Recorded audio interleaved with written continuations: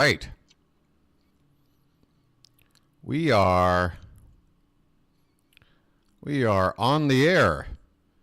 Greetings, everyone, and welcome to live coverage of Orioles baseball, where tonight the Baltimore Orioles will be playing the second game of a three-game series against the St. Louis Cardinals at Busch Stadium. How you doing, everybody? It's your old pal Steve here, also known as the BirdWatcher, a.k.a. BW for short. Glad to have everybody back here, fellow bird watchers. And I also want to say a big hello to any of you that might be brand new to my channel. Let me calm you down, because you're not new in terms of, it's new to a lot of people. I'm already stumbling out of the gate. I apologize. Bit of a mad dash to get here on time. Yeah, if you're new, don't feel like you're the odd man out or whatever, because it's new for a lot of people. That's what I'm trying to say, okay? This channel started at the beginning of the 2024 season, and I've been covering every Orioles baseball game ever since. We are on game number 46 today, so 45 games in the books. So far, it's been a fantastic experience. Not only doing these games play-by-play for my own personal enjoyment, but open up a brand new community for other Oriole fans out there, particularly for those that might not have a way to watch the game on the TV or listen to it on the radio. You can follow along with me, folks, the BirdWatcher. I'll be here giving you play-by-play from first pitch to last, and providing some information on your screen to help you follow along that way as well. And plus, of course, how can I forget the lovely, the beautiful Charm City chat. And folks, I can see some happy birthday messages already rolling in. Very lovely. I'll get to you guys, in just a sec. Once again, trying to scarf down some breakfast before start time. And yeah, maybe a little indigestion there. Right, Charm City chat, folks. Yeah, if you're new, you've got an option. You can just sit back, crack a beer, keep quiet, listen to what I'm doing, and enjoy the ball game. Or if you want to interact, if you love your Orioles and you love to talk about them, well, there's plenty of people here to chat it up with in the Charm City chat. Right, tonight, the second game of three in St. Louis. Last night, one of those games we're going to put behind us. Now, folks, there are a few things I have on my birthday wish list, and they are in levels of priority. The number one priority for my birthday is anybody who isn't subscribed to my channel, go on and do it tonight, and hit that like button. That's the number one thing. And of course, there are other ways to help the channel through donations, memberships, and what have you, super chats. Those are all there for people as well. But if you want to do something that don't even cost a single cent, subscribing tonight would make me very, very happy. Number two on my wish list for my birthday, the Orioles win the World Series. Okay, you know what? I'm going to reprioritize. Number one, Orioles win the World Series. Number two, like and subscribe. And then finally, number three, a letter of resignation from home plate umpire Laz Diaz. That's all I want for my birthday. That's it. All right, tonight's starting pitching matchup for your Baltimore Orioles, Kyle Bradish. What is this, start number 3? 4? I don't know. He hasn't had a record yet. No wins, no losses, ERA of 2.63, a 1.32 whip. The hits and walks are up a little bit. His whip should be a little bit lower than that. But when he's on, he's looked very dominant. It's just been an issue with the pitch count with him. He's had trouble getting to the fourth or fifth inning before his pitch count is already up there where you're looking at maybe bringing in somebody from the bullpen. But he hasn't given up a home run yet in 13 2/3 innings. For the Cardinals, on paper anyway, and I think if you ask anybody who watches baseball with any regularity, a much easier opponent than Sonny Gray. Lance Lynn, veteran right-hander, he comes in with a record of 1-2, a 4.17 ERA. He's already pitched 45 innings this season, so I'm going to guess he's made, what is that, 8 starts, 47 hits, 20 walks, folks. I know we don't walk a lot, but we might need to figure out a way to maybe be a little more patient at the plate tonight, because he will give you a free pass about every other inning. 6 home runs he's given up as well. All right, let's take a look at the lineups. And actually, first pitch is now only 3 minutes away. All right, folks, take a look for yourself at the lineups. They're right there in front of you. I'll read through them eventually, but right now my number one objective is to make sure this game is up and running on my end, or else I don't have much to offer you in terms of entertainment. Let's see what we got over here. I'm already worried. I've hit the link and okay, there we go. Little bit of time to open there. Maybe that's just a coinky dink. Okay, looking almost good. Make sure this volume is down. All right, I think we're ready. For your Orioles. Hey, Brandon Hyde got my birthday wish in the mail. I sent Brandon Hyde a letter. I said, Mr. Hyde, my birthday's coming up. I know birthdays aren't a huge deal. Everybody has one. Every day there's millions of people having a birthday. But just wanted to see if I could persuade you for my birthday. Could you put Kyle Stowers in the lineup today? Well, Mr. Hyde, thank you so much for filling my wish.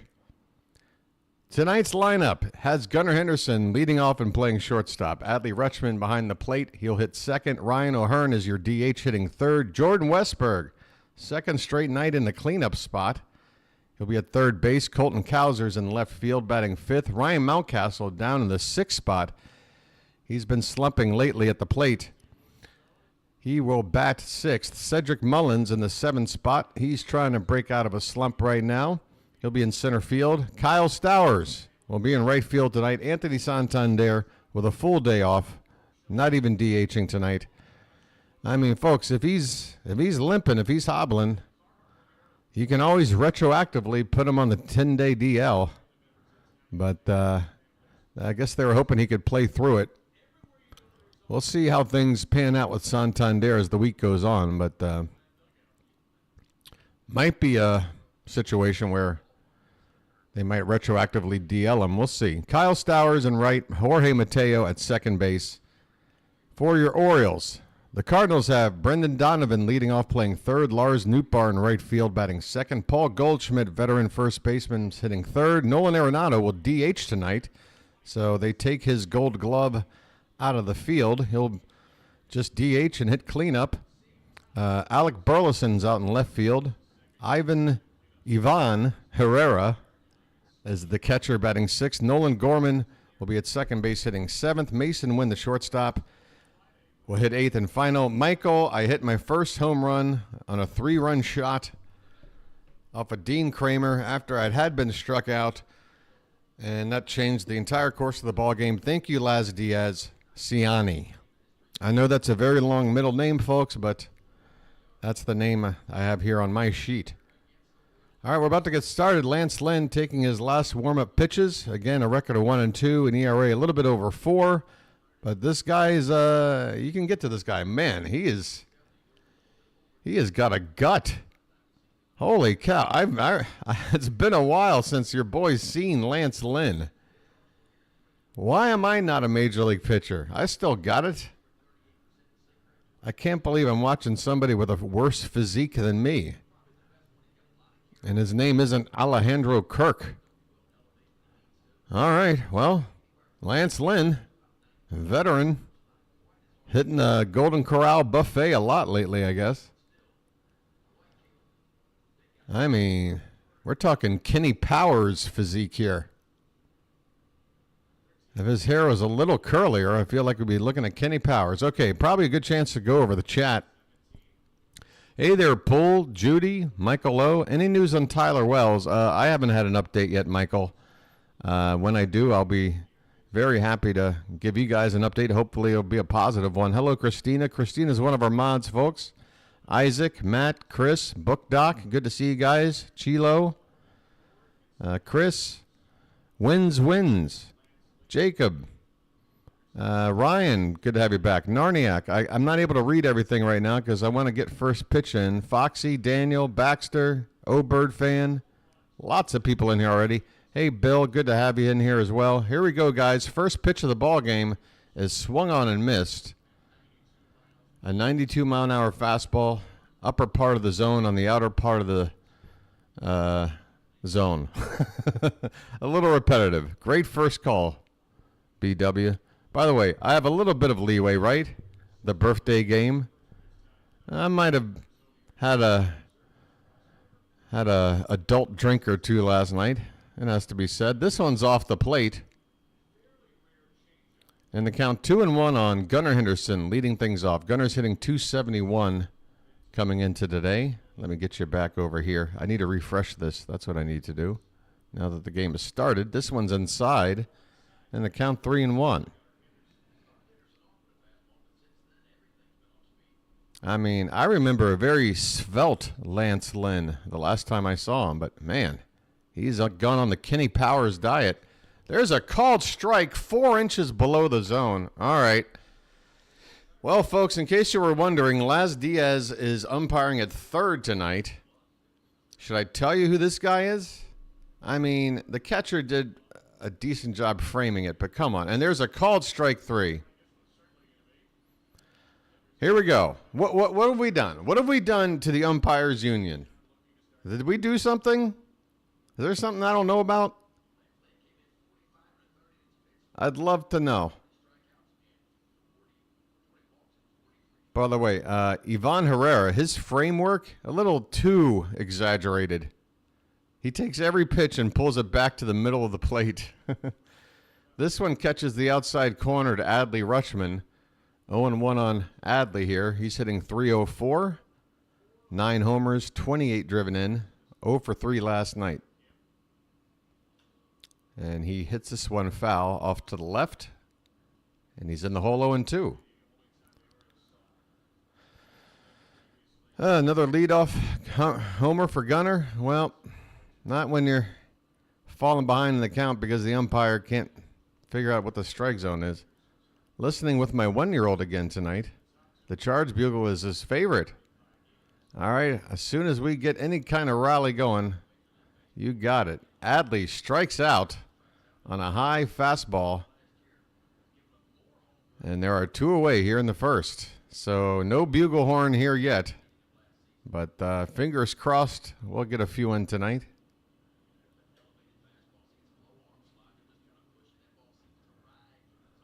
Lance Kenny Powers Lynn. I can't get over this guy. This one is hit to the ground on the right side. The first baseman Goldschmidt will flip it to Lynn, who's able to hustle his way to first to complete the out. A ground out, 3-1. And the Orioles are retired quickly and quietly here in the top of the first. We go to the bottom half. The Orioles nothing. The Cardinals coming to bat. Tornado watch in St. Louis. Holy shnikes. Oh, hopefully everybody will be okay, whether it affects the ball game or not. That's second priority to just people being safe in general. Yeah, he's got the David Wells bod rocking, a little bit of the CC Sabathia. Rob's already yelling at the ump. Rob, I mean, that breaking ball, 4 inches below the zone. 4 inches. Like you could fit the size of a catcher's mitt between the bottom of the zone and where that ball was. It's ridiculous. Yeah, another game where I think there's no way that there's going to be a worse call than that by the umps. I mean, again, folks, I measure a bad umpire call in terms of the situation. I mean, some calls, yeah, you can measure next to each other and go, well, that one is way worse than the other in terms of, like, how do you miss that? But for me, it's just the situation. And yesterday's game was one of the very worst. I mean, it was an immediate cause and effect. The guy changed. It was like Back to the Future. He created a new timeline. He created a Biff Tannen 80s timeline where, the entire town of, what the heck is the town in Back to the Future? Hill Valley. Hill Valley's just turned to garbage. thanks to Laz Diaz. Laz went out and got his hands on the sports almanac. All right, enough of that. But yeah. Oh, boy. What else is going on here? Did I say hi to everybody? Isaac, Poole? I get caught up? Well, I said hello, but I never read anything. Yeah, Kyle Stowers is in the lineup. Hopefully he has a good night tonight because, folks, he's not going to get a lot of chances. That much has been proven. So when he does get them, I know it's not fair. I know players deserve a little bit more time to settle in, but it's just the way baseball works, folks. You get that opportunity when that door opens, you got to grab the bull by the horns. Here's a foul ball by Brandon Donovan on a 1-0 count, and it just reaches the stands on the left side along the left field foul line. 1-1 the count. Kyle Bradish is out here. Only was able to go 4 innings his last time out in a no decision last Wednesday against the Blue Jays. And again, it was the pitch count that was the culprit. His stuff looked really good. Just unable to put batters away with efficiency. There's a swing and a miss. Breaking ball. And the count 1-2 on Donovan. Leading off here in the bottom of the first, Donovan hitting .232. Entering today's play. This one's lifted off the bottom of the ground. He got to that baseball, and wow, nice job by Colton Cowser playing left tonight to hustle in into foul ground and make the catch right along the stands there on the railing. Good job, Colton. Out number 1 here. It's always nice to get that foul ball out for that first out of the inning. Feels like you got away with something. Lars Nootbaar at the plate. And he takes a first pitch strike. A lanky left-handed hitter. Kind of has that Cody Bellinger sort of stance and stature. Tall, lanky guy and pretty straight up and down batting stance. He takes a called strike 2 here. 0-2 on Nootbaar.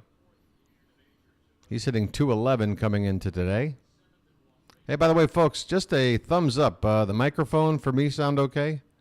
Once again, I try to do a check as often as I can. And also, type in this number when you hear it. We'll get a lag check as well. The number is 4.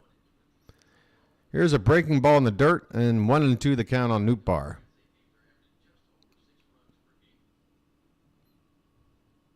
All right, Ryan's not too far behind.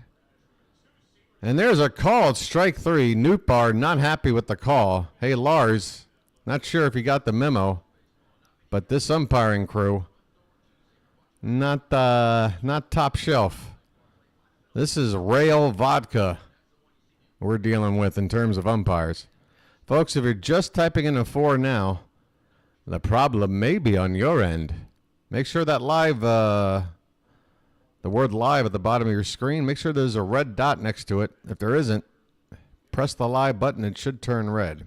Also, I need to tell you guys how to watch the game. Paul Goldschmidt at the plate. 2 out, nobody on. He takes a first pitch strike. Next one is swung on and missed. Oh, that looked like a slider going low and away at 90 miles an hour. Little 90-mile-an-hour slider. Breaking low and away at the... Whoa, wait a minute. Somebody's up in the umpire's face. My goodness. What happened on that? What happened between that call and now? Somebody is hopping mad. It's Nootbaar. It's Nootbaar, the guy who struck out in the previous pitch. And now Laz Diaz, of all people, is stepping in to talk to Nootbaar while the home plate umpire gets barked at by the Cardinal manager.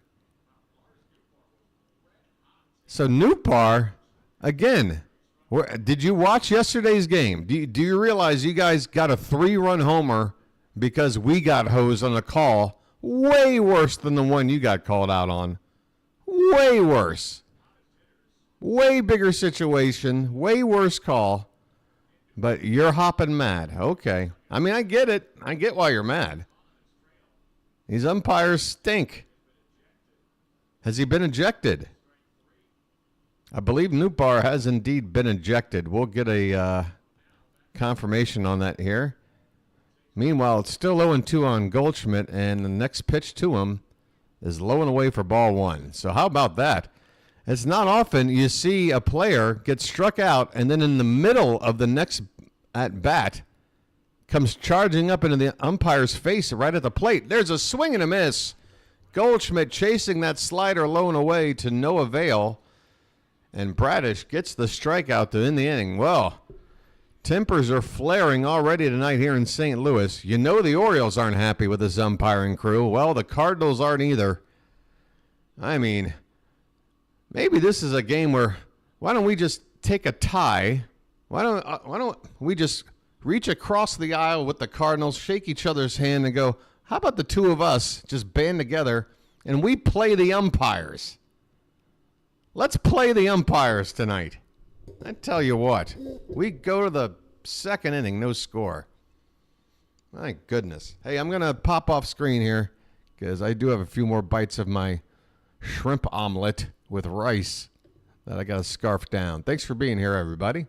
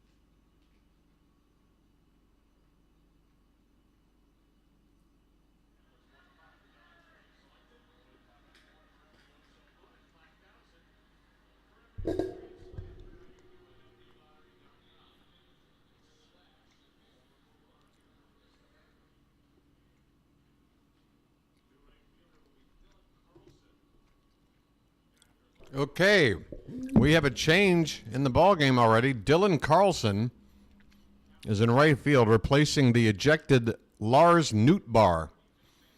Jordan Westburg at the plate to lead things off. Top of the second. First pitch is a strike. Westburg hitting .294. Next pitch is lifted into right field, actually along the line in the foul ground. The first baseman, Goldschmidt, will have a play. And he'll make that catch for the first out here in the top of the second. Nootbaar.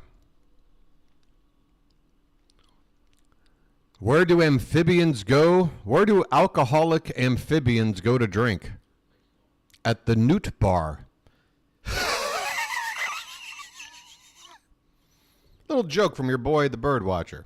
Here's Colton Cowser. He takes low for ball one. That's right. You want some boomer jokes for the kids? I got some. The 1-0 to Cowser on the outside corner at the knees. A called strike, 1-1. Yeah, get those cows up in the chat.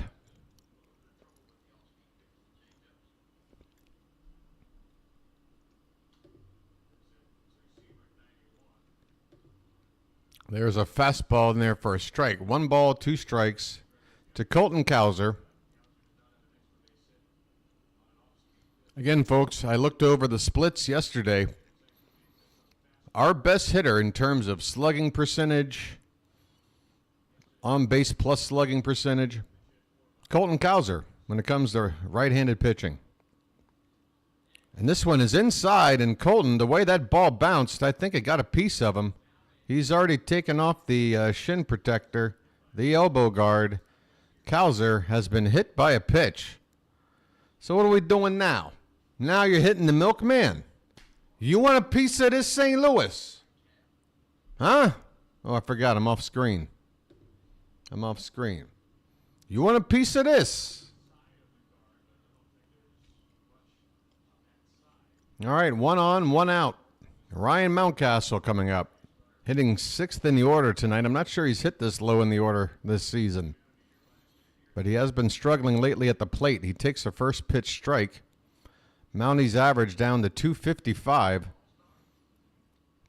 He was hitting in and around 300 for most of the first 6-7 weeks of the season. But the last 10 days, his average has fallen off a cliff. This one is swung on and missed. Fastball top of the zone, and Mountie in the hole 0-2.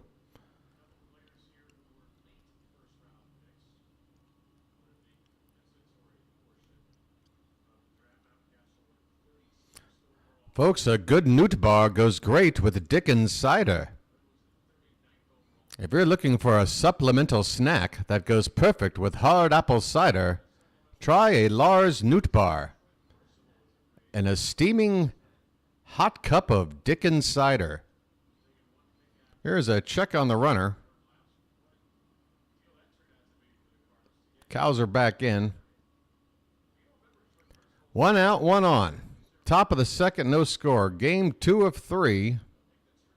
Lance Lynn to Ryan Mountcastle. This one's fouled back, still 1-2. Hey, look, I'm getting happies and smiles in the chat.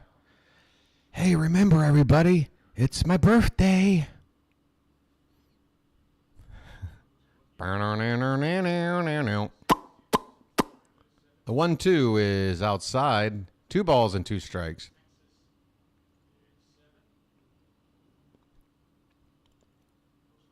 I guess I should bring up the sub count screen. I'm hoping for something positive from the BirdWatcher community tonight. This one is fouled back. I mean, birthday version 1.0 last night had my lowest sub turnout since the first week of the season. So maybe this whole birthday thing is bad luck. We lost. The sub counts were down. I don't know. Here's a swing and a miss. Mountcastle goes down on strikes. He is not himself right now. And folks, I don't want anyone to think that I know anything more than anybody else, because I don't.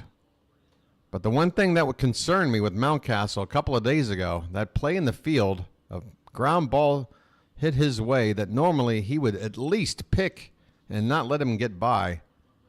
He looked so out of his element, almost confused with himself why he didn't get a glove on that ball. Here's Sed Mullins. He takes a first pitch strike.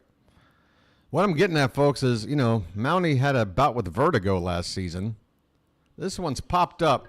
A left field foul line, and the shortstop, Wynn, will make the catch right on the line to end the inning. Mullins pops up. Not sure if it was fair or foul, right on the line, but either way, the inning is over. The Orioles are retired. One base runner via a hit by pitch on Colton Cowser. We go to the bottom of the second. No score. So, yeah, I was just worried that, when you get something like that, there's always that chance that it can be a reoccurring issue. And if it is a reoccurring issue, then that's very troublesome. I'm worried about his own health. But I would hope that everybody's being transparent about that sort of thing if it were an issue again.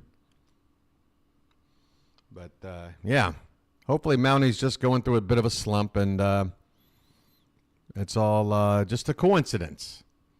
Again, going 1 for 20 at the plate or something, that happens to the best of them, except maybe, I don't know, Ty Cobb, Wade Boggs, Rogers Hornsby, Lou Brock. Other than that, yeah, Tony Gwynn, Ted Williams. All right, there's a few guys that maybe they don't go 1 for 20. But for those that do, that happens. It was really that play in the field that sort of raised the red flag. And again, folks, I'm not trying to scare anybody.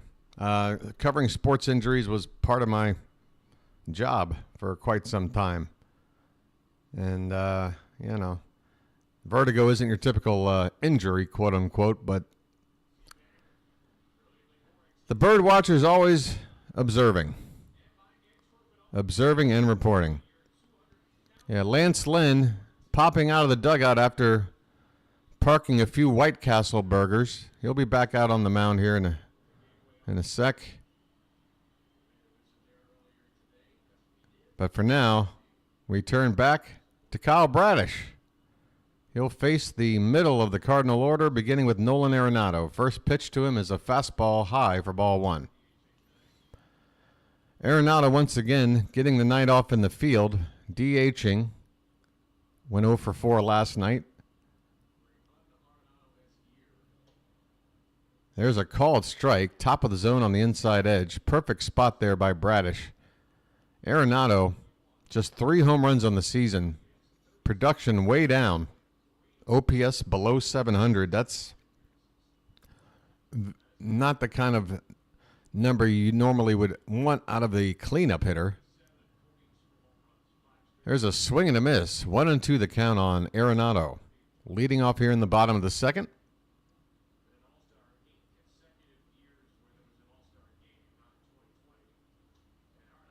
And a swing and a miss. Arenado chasing one way off the plate. Wow, he does not look comfy. Let's hope that continues. Bradish gets the strikeout. That's already his third. 3 of the first 4 outs via the punch-out.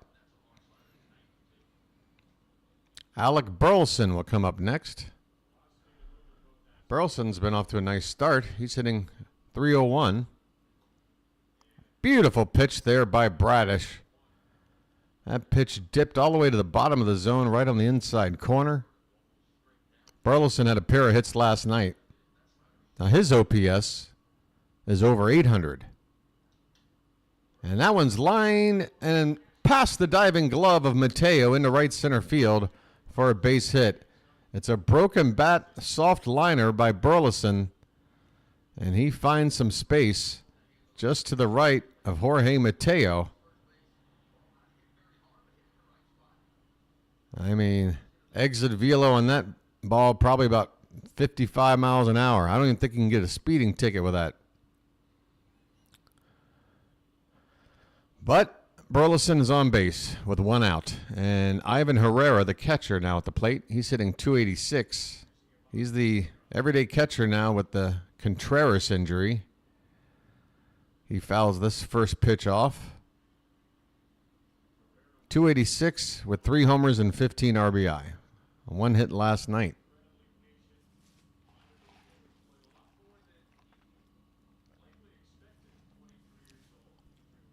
PG County represent. There's a called strike.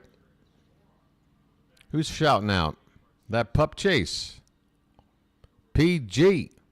Yeah, you know me. You down with Prince George's County? Yeah, you know me. 0-2 pitch to Ivan Herrera is way high. Well, at least that last pitch, the umpire should have been able to see well, because when he stood up, that ball was right at his eye level. 1 ball, 2 strikes. Here's a breaking ball, fouled away. Still 1-2. I would gladly pay you Tuesday for a hamburger today. Are we calling Lance Lynn wimpy? Okay, I'll refer to Lance Lynn as wimpy for the rest of the evening. That's fine by me. Here's the next pitch. Oh, come on, Blue. Come on. I mean, to be fair, Nootbaar's pitch was more off the plate than that, and you called that a strike.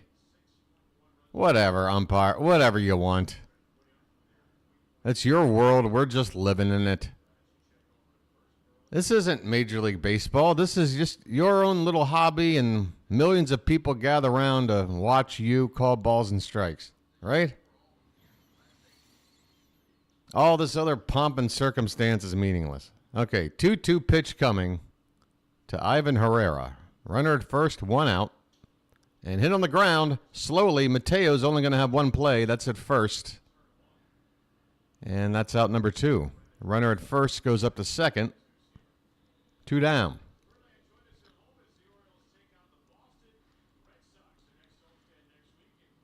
Folks, would you believe it? A week from now, we'll be back home taking on the Red Sox. Monday, Tuesday, Wednesday games. The Monday game, an afternoon game for some unknown reason. Maybe somebody could tell me. Is there a holiday or something? Is that Memorial Day? That must be it. This one is hit in the air. Deep center, going back. Mullins looking up and, oh, it's off his glove. He crashes into the wall. Oh, so close. This is going to get a run home, unfortunately, with 2 out. It'll be an RBI double for Nolan Gorman. And right now, the major concern is Mullins okay? He gave up his entire body running straight back into that wall. And he awkwardly went into that wall. I'm worried about his knees. I'm worried about any sort of damage around the joints. It looks like he's going to be okay out there. Unfortunately, though, the Cardinals are on the board first. RBI double there with 2 down. Tough stuff. Got to catch that. Oh, Matt. You won't see an error listed on that. If it was a gotta catch, then where's the error? That was an above average tough play. And no way anybody else on our roster makes that catch. They wouldn't be able to even get to that ball. I mean, for Mullins, yes. I was expecting him to get that ball because he's a special kind of fielder out there. But, yeah, that was tough. This one's hitting the right or center, just to the right of center field. Mullins a few steps to his left to make the catch. And the inning is over. Yeah, I mean, Mullins had to go on a straight dead run to center. And it was that sort of situation where it's like, all right, I got to figure out how to both keep track of this ball and keep track of this wall that I'm about to go face first into. And, you know, some players, they prioritize their face. And they'll let up or do something that's sort of half-hearted to try to make it look like they gave their effort. But and then you got other guys that just say, I don't care. I'm going to go catch that ball. I think Mullins leans on the side of, I don't care. I'm going to go catch that ball. But, yeah, that was just it was a tough play. It was a tough play. Tough play led to a run. But, hey. Let's just get a hit. We're back in this area again. Can we just maybe get a hit? Get something started? I was at that game, Pool. I'm so happy that that particular moment in baseball history has lived on. Very, very lucky to have witnessed that. As a child, no less.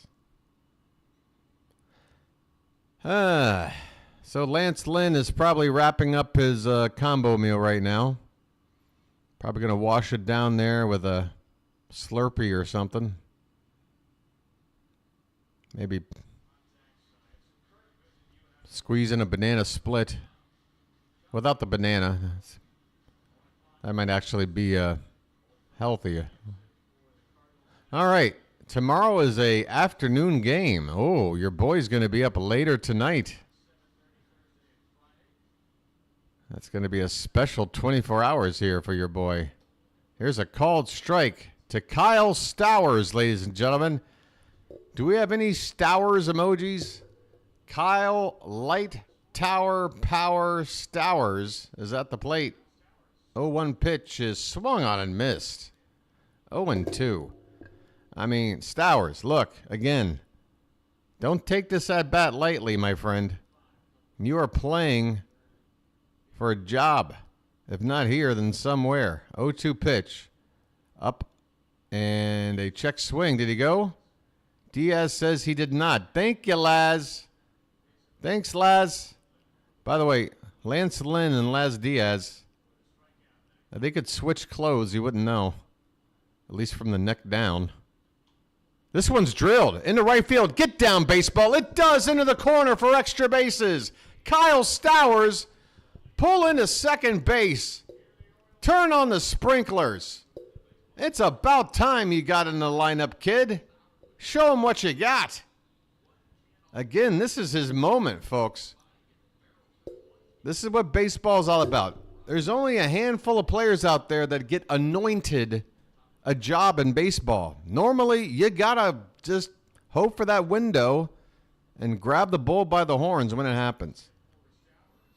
Lead off double. Here's Mateo. He squares around. He does bunt, but it goes foul. I'll give you an example, folks. In the era of Mike Elias, only 2 of these Oriole prospects have been called up and quote-unquote anointed as the everyday player at a position. You know who those 2 players were? That might have been bad English. Here's the next pitch. Grounded, foul off to the left. Hit hard on the ground by Mateo. He's in the hole 0-2. Those 2 players were our number 2 overall picks. Adley Rutschman, which was well-deserved. As soon as he got called up, he's the everyday catcher. He hasn't looked back since. The only other player who has gotten that kind of treatment, not even Gunnar Henderson, is Jackson Holliday.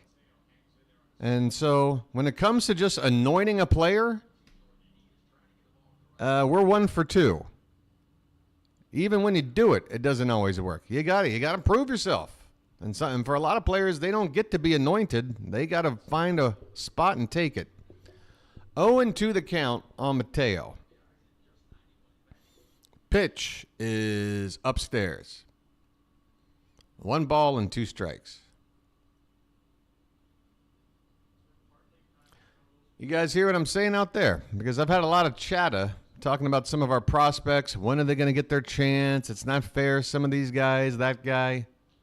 Swing and a miss by Mateo, and he goes down on strikes. That's a tough one. He was looking to bunt the runner over, and instead he'll strike out and a wasted chance to at least move the runner up here and play a little small ball. Try to tie this ball game. But we go back to the top of the order. That's the beauty of this lineup. Gunnar Henderson now with a chance. And it might be time for the sub screen with him up. First pitch is swung on and missed. Gunnar 0 for 1 so far tonight. Striking out in his first at bat. Stowers at second, 1 away. This one's hit on the ground. Right to the second baseman, though. Gorman will throw out Gunnar. Stowers will move up to third base. 2 down, and it'll take a 2-out RBI from Adley Rutschman. I don't even have the sub count screen ready to go.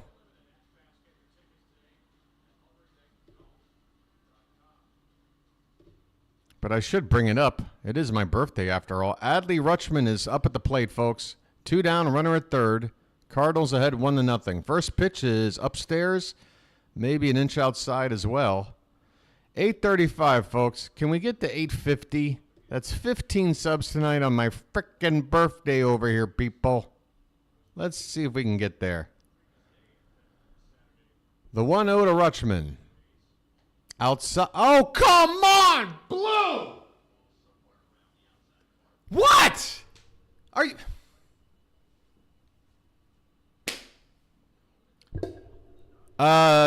Strike? Somehow? Foul back 1-2. Folks, if you're watching this game along with me, I just don't get it. I don't get. You would think the scrutiny that this umpiring crew must have had after last night's game would make them a little more focused. This one's lifted. Come on, Adley. Keep going. Right fielder going back, and he makes the catch up against the wall. Rutschman just a couple of feet away from tying the ball game. The Orioles go down here in the bottom of the third. Or excuse me, in the top of the third. We go to the bottom of the third. 1-0 St. Louis. My goodness.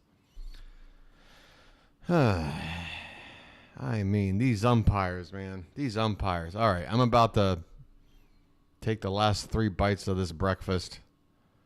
Good Lord.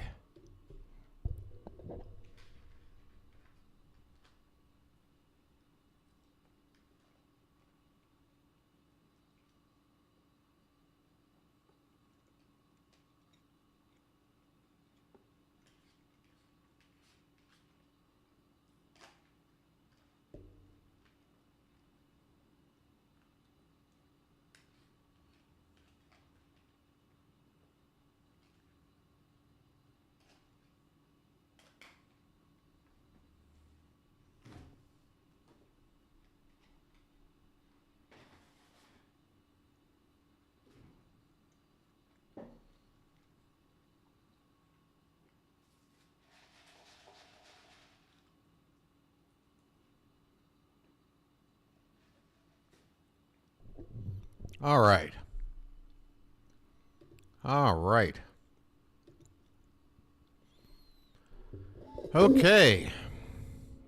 The harbor is now swimmable. For what sort of species? Not humans. Swimmable for what? Plankton? Needed just another scoop of cereal this morning. It would have been a homer. Yeah. Had Gunna had his Fruit Loops like Mickey Tettleton, perhaps that would have been a different story. But hey, the Orioles have a hit on the board. That's something. BirdWatcher, do you watch UCL? That's is that the like the fighting thing, the octagon or whatever? Not really. I watch highlights.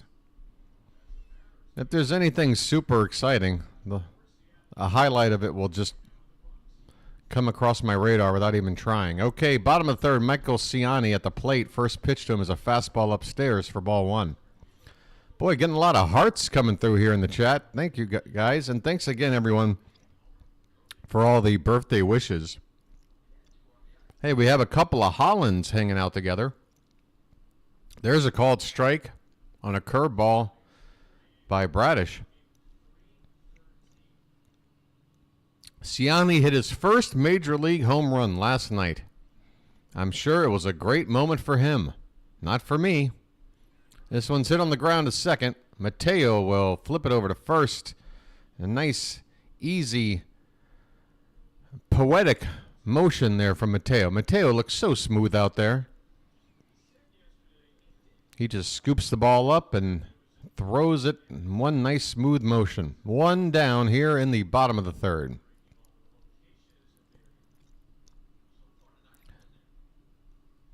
Brandon Donovan at the plate. First pitch is another one of those breaking balls that hits the bottom of the zone on the inside corner. Bradish is peppering that part of the plate to good success so far. 0-1 the count.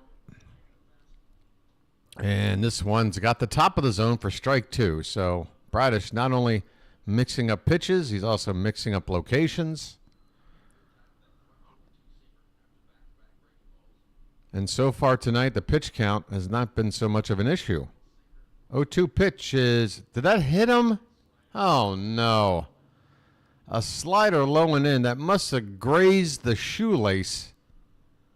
On an 0-2 pitch, no less, Donovan gets awarded first base. Ah, man, I mean, that hit like, yeah, hop up and down, act like he really got hit. I mean, that, come on. The breeze from the fan behind me is hitting me harder than that ball. But, you know, a rule's a rule. Donovan's at first, one out. Here's Dylan Carlson, who came in to replace the ejected Lars Nootbaar. Carlson hitting just 130. Not a whole lot of playing time. A few years back, he was a big prospect here for the Cards. He's never quite found his groove. This pitch is off the plate again. 2-0 on Carlson. No need to get behind this guy. Go after him.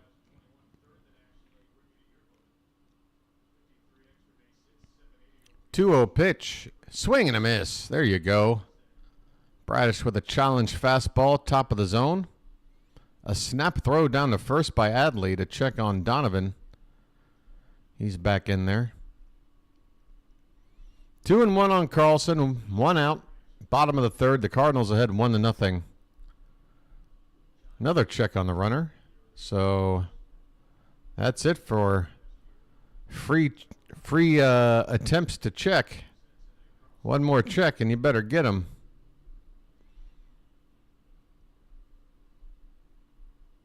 Two and one the count.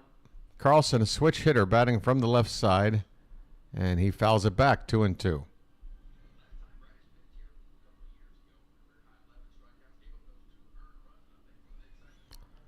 Man, oh man, oh man.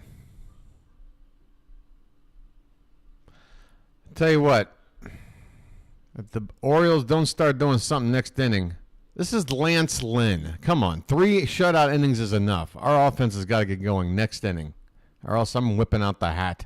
Swing and a miss. Bradish with a pitch that started above the zone and then broke down and then off the plate to the right. Almost like a screwball. I mean, I guess that was a curve, but it didn't have a natural curve movement. Normally, from a right-handed pitcher, straight up and down, or it's going to move a little bit back toward the left. This one had a screwball sort of movement. That's another nasty one there to Paul Goldschmidt, who's in the box now with 2 down. 0-1 the count on Goldschmidt. Hey there, Jaden. I'm feeling the love. You might want to slow down and maybe allow people to interact with you rather than spam the chat. Just typical, normal behavior. Civilized behavior is kind of what we're after here. 0-2 the count.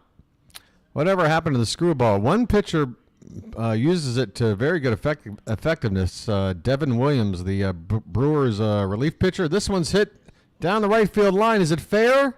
It is. And they will hold the lead runner at third base as that ball hits off the stands that jut out there right along the foul line.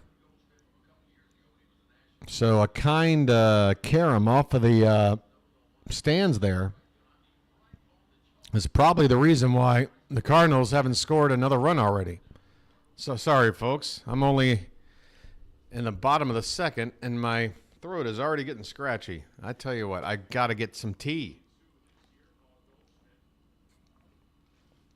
I got to drink like every night a cup of tea. I got to do it. I got to get into it. Arenado at the plate. First pitch is swung on, grounded to short. Gunnar has it over to first. In time, inning over. Cardinals had runners at second and third.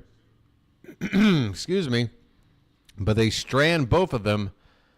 We head to the fourth. Cardinals ahead 1-0. Oh, excuse me with the old throat. Yeah. Bottom of the third. What did I say? I don't know. I'm a little off my game tonight. Again, folks, last night for me, which was, earlier this morning for you guys? Yeah, I might have stepped out.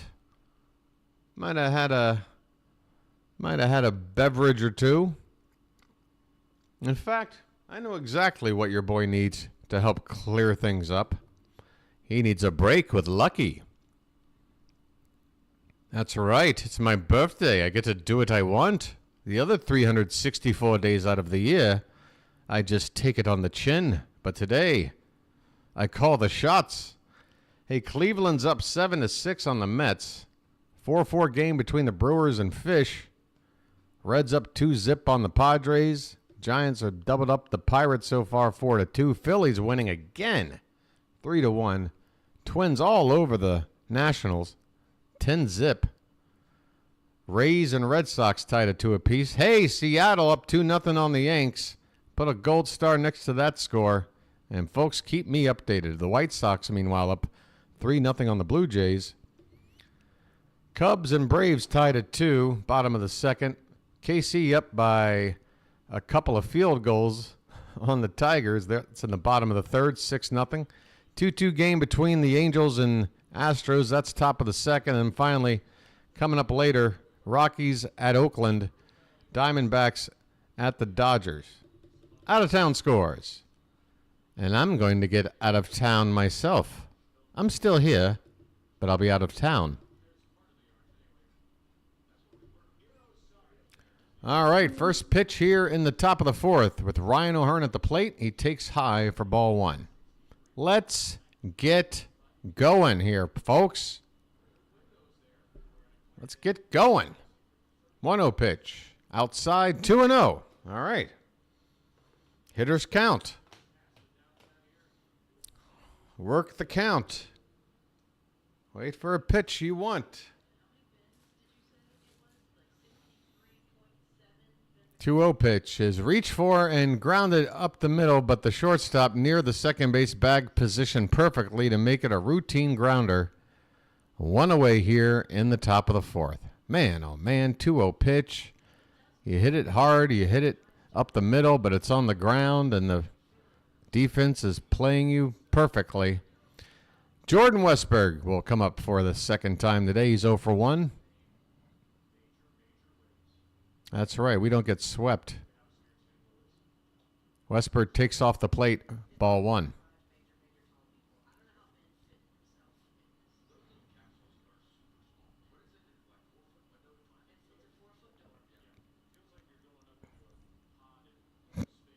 Excuse me. Check swing up and in. Westberg able to lay off. 2 balls, no strikes. Come on, Westy. Honestly, Lance Lynn. You got to feel embarrassed going after a guy in this kind of shape. This guy makes Bartolo Colon look like Usain Bolt. There's a called strike, 2-1. I mean, come on. Lance Lynn got looking like Wilford Brimley up there. Should be selling me Quaker Oats. There's a called strike, 2-2.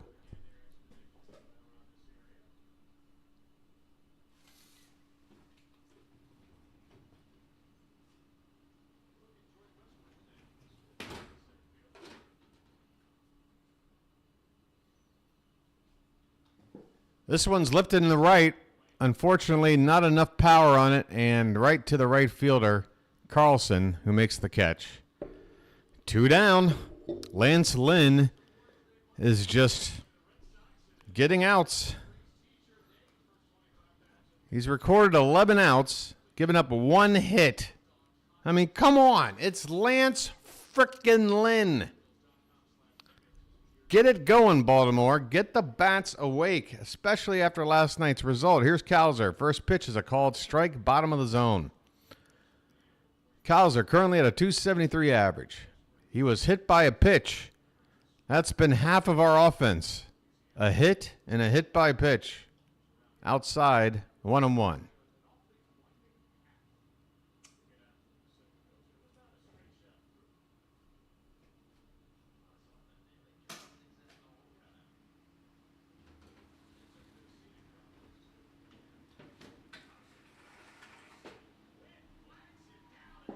This one's hit on the ground in the hole, and a diving stop by Mason Wen. He pops up and throws out Colton Cowser. Good grief, what a defensive play that was.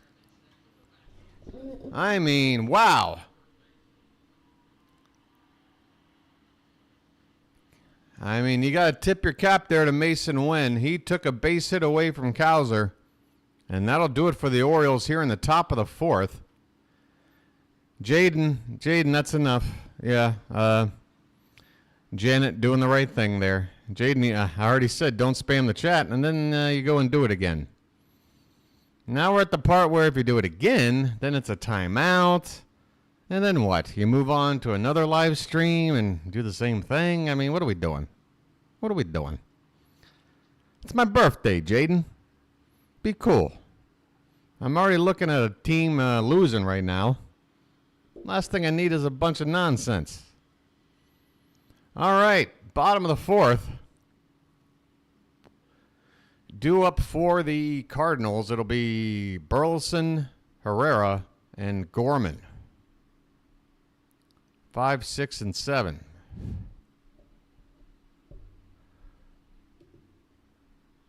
And the sub count is frozen. Wow, folks. The 2 worst days in sub count history on this channel are the 2 days that sort of bookended my birthday. I mean, folks, I'm willing to never have another birthday again if it means getting back to our normal pace. Here's the sales pitch. If you're watching right now and you're not subscribed to the channel, it doesn't cost anything. There's no commitment or obligation. You can finally say, you know what, I'm never going to be watching this again. You can unsub. You've got that freedom. But what you're doing by subbing now, at no cost to you, is helping this channel grow for me and for fellow bird watchers here. The more the channel grows, the more people can see what's going on. My little thumbnail will pop up in more people's recommendations. All right, bottom of the 4th, Burleson at the plate. First pitch is ball 1. And Bradish's next pitch is swung on and missed. 1 ball and 1 strike. We're on the road to 1,000 people. Wow, my voice. Wow. Listen to that. That's bad. This has popped up. Rutschman takes off the mask, has a look, and makes the catch just a foot or 2 away from the backstop. Again, I love those foul pop-ups for outs against the opponent.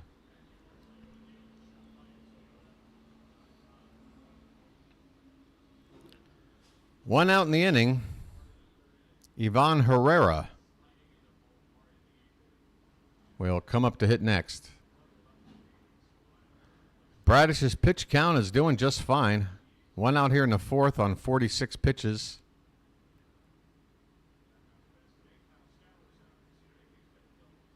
Pitch, swing and a tapper. Third baseman Westberg cuts off Gunnar. Makes the play in time for out number 2. I mean, I'm liking this version of Bradish. He may not be striking as many guys out, but he's getting outs quicker. And for me, that's a trade I'll take every day of the week.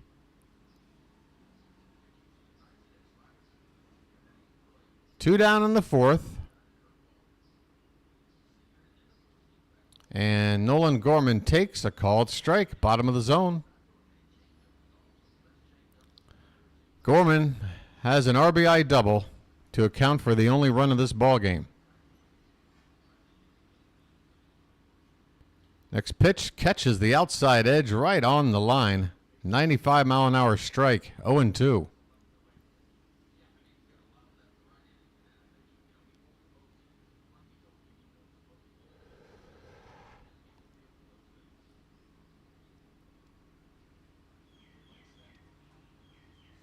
All right, here, Bradish, put him away now. 0-2 pitch is a breaking ball low. 1 ball and 2 strikes.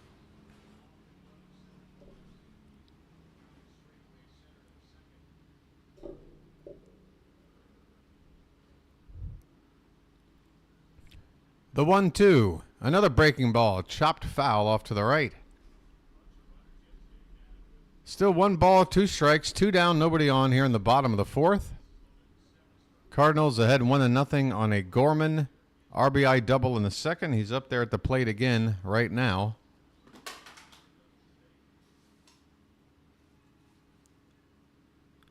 And this one is off the plate outside to even up the count at 2 balls and 2 strikes.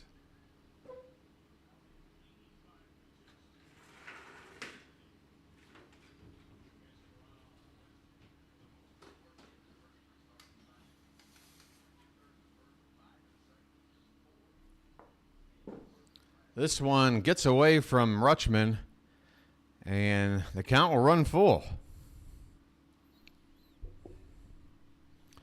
That was a slider that got away from Bradish. First slider of the at-bat. All right, payoff pitch coming. And it's way high for ball 4. Bradish not even close. Gorman wasn't thinking about offering at it. He was only thinking about, I don't want my head to get knocked off by that pitch. How you doing? I'm back in the corner. Folks, what do you think? Should I put on the hat? Maybe it's time I put on the hat. This one is fouled back by Mason Wynn. Wynn with an outstanding defensive play in the top half of the inning. Everybody says put on the hat. All right. Well, I can't do it mid at bat. Let's try to get this third out. The pitch is hit on the ground, foul. 0-2 the count. I mean, the hat is going to have to come through. Last night could not help. Nothing could help. The 0-2 is way outside. Rutschman just backhanding that pitch. That could have put the runner at first into second base. But luckily, that ball didn't get away.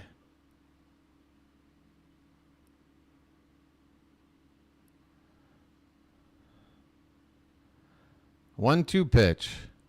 This one's hit to the opposite field and down for extra bases. It's going to carry him off that little part of the wall that juts out, and it's again going to help the Orioles avoid a two-out run there by the Cardinals. It's a double by Mason Wynn.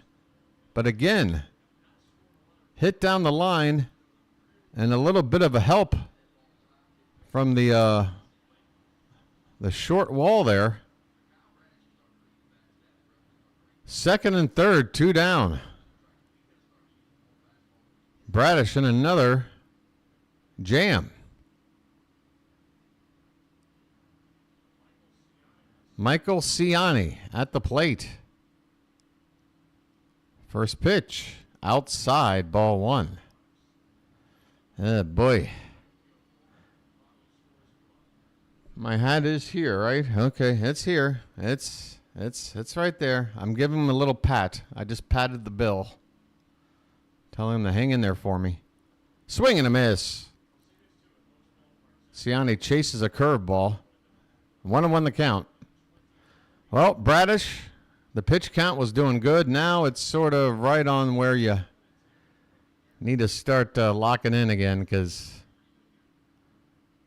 back up to averaging 15 pitches per inning, and that's if the inning were over. We still got more to go. Here's a ground ball to second. That should get us out of the inning. There you go. Mateo to first in time, and the Orioles get out of trouble again. Cardinals leave runners at second and third for the second time tonight. We got to make them pay for it. We go to the fifth. Cardinals 1, Orioles nothing, and folks,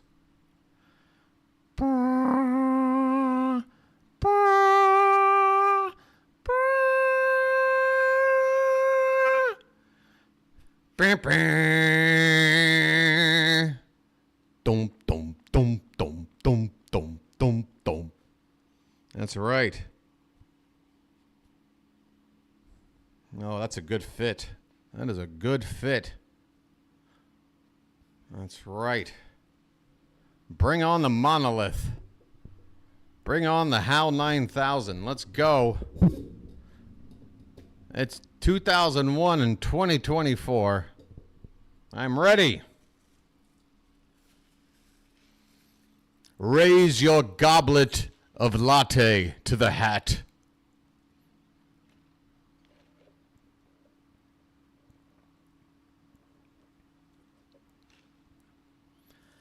That's good stuff. You want me to find a top hat and put like the Oriole bird face on the hat? Oh, man. Well, that would definitely take away my ability to go around town incognito. I enjoy being incognito, you know? I like to blend in with the crowd, although being my size, it never works out. Everyone was always telling me, yeah, Steve, I saw you the other day out over there near whatever. And, yeah. I'm like, well, why didn't you say hey? I'm like, well, I was way on the other side of the parking lot, but I could see you. I stick out like a sore thumb. Here we go. Mountcastle at the plate. First pitch is a called strike. Breaking ball from Lynn. Tough call because that one looked a little bit low. 0-1 pitch is way outside, 1-1. Come on, Mountie. Baxter, I agree. Come on. I mean, let's go. I can't sit here and stare at Lance Lynn's gut all night. I need some offense. Swing and a miss. 1-2. I mean, I'm about to cancel my gym membership. I'll be like, I want my money back. Look at this guy. Why? What am I doing here? 1-2 is outside, 2-2.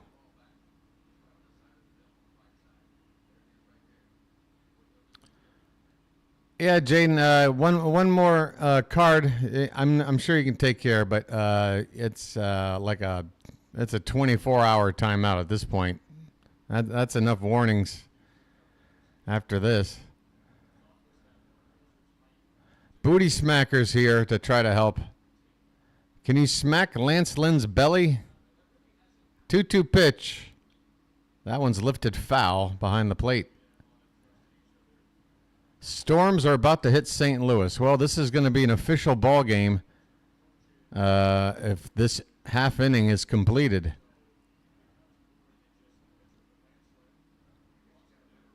So that Storm either better hurry up and get here, or we need to hurry up and start scoring. 2-2 the count on Mountie. Pitch. Swing and a miss. On a fastball up and in. Man, Mountcastle's really struggling.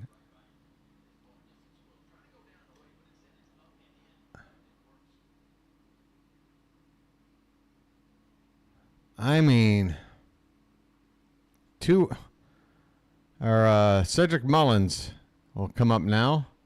Fly ball, first pitch in the shallow center, sprinting in and making the catch.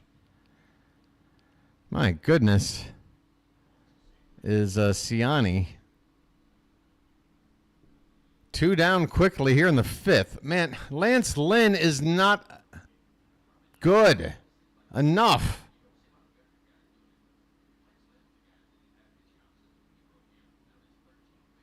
Guy looks like a human waterbed. It's ridiculous. Swing and a miss. Stowers has the only hit of the game. How about this, folks? The one guy who couldn't find his way into the lineup and is also the only guy with a hit tonight. A double.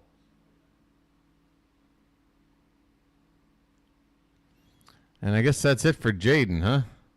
Swing and a miss.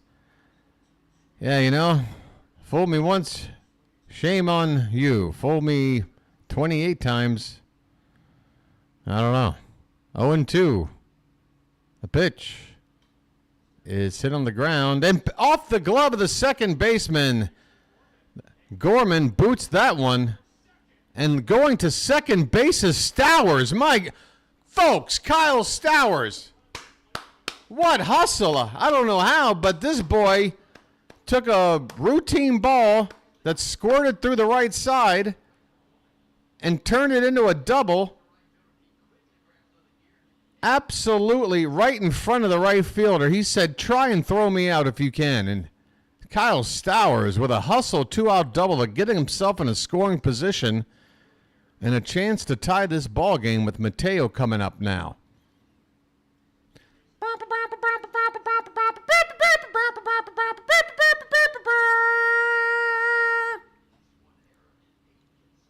This one's outside for ball 1.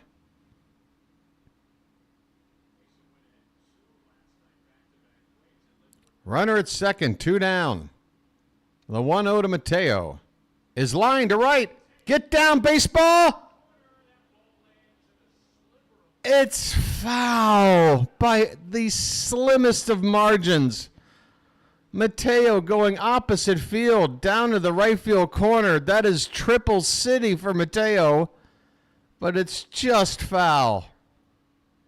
Just foul. 1-1 the count. Ugh. Please hit the ever-living tar out of this baseball. The 1-1. Spiked in the dirt and gets by the catcher, but Stowers will retreat to second. Okay, fair enough. If you don't think you can get the third, don't make the third out there, by God. But had Stowers taken off immediately, I'm pretty sure he would have gotten a third. Either way, he's still on second base, 2 down. 2-1 count on Mateo. Pitch. Line foul off to the left. And folks, you know exactly where we are in this ball game. Thank you, number 836. Hey, a new sub. Movement on the sub screen might be the magic we need right here and right now. I don't want anything spoiled. I've got on the hat. I'm relying on the sub screen. And blind faith. 2-2 pitch to Mateo. Here it comes. Lifted foul off to the right. We'll do it again. We need some magic.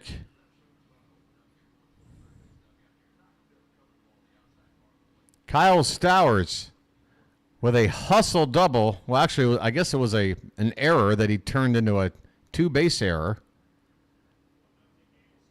And now a 2-2 pitch to Mateo. Lifted foul again. Jorge hanging tough. Come on, Jorge. 6 pitches thrown by Lynn. 4 of them fastballs, a couple of sliders sandwiched in between. Come on, Jorge. You got a 50-50 shot. He lays off. 3-2 the count. Yeah, Mateo looking like he can see the ball right now. He is putting together a really nice at-bat here. Let's hope he can finish it off with something nice. Payoff pitch. Pitch number 70 from Lance Lynn. Here it comes. Lined. Base hit left field. That's going to get the tying run home. Stowers comes around. Mateo's going to hustle into second. Safe. Safe. A hustle RBI double. That's a single for maybe all but 2 other guys in baseball. But Mateo's speed not only gets him a game-tying RBI, it puts the go-ahead run in the scoring position. For Gunnar Henderson, the Orioles have tied the ball game.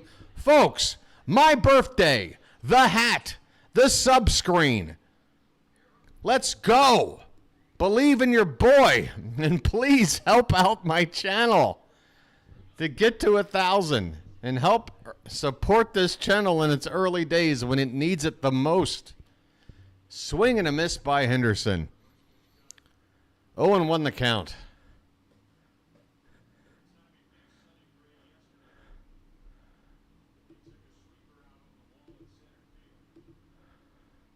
Mateo at second. The 0-1 pitch is outside, 1-1. We're finally getting to Lance Lynn. Come on, keep it going. Don't stop. Keep up till you don't stop. Don't stop till you get it up. Sorry. 1-1 pitch. On the ground, second baseman Gorman fields that ball while backpedaling and is able to make the play. Henderson grounds out to second to end the inning. But the Orioles, courtesy of a fantastic at-bat by Jorge Mateo, and that hustle double, hustle error turned into 2 bases by Kyle Stowers. Folks, we needed a run, and we got it with some 2-out magic. You hear what I'm saying? We are halfway through this ball game, tied at 1. Hey, thank you, Benz.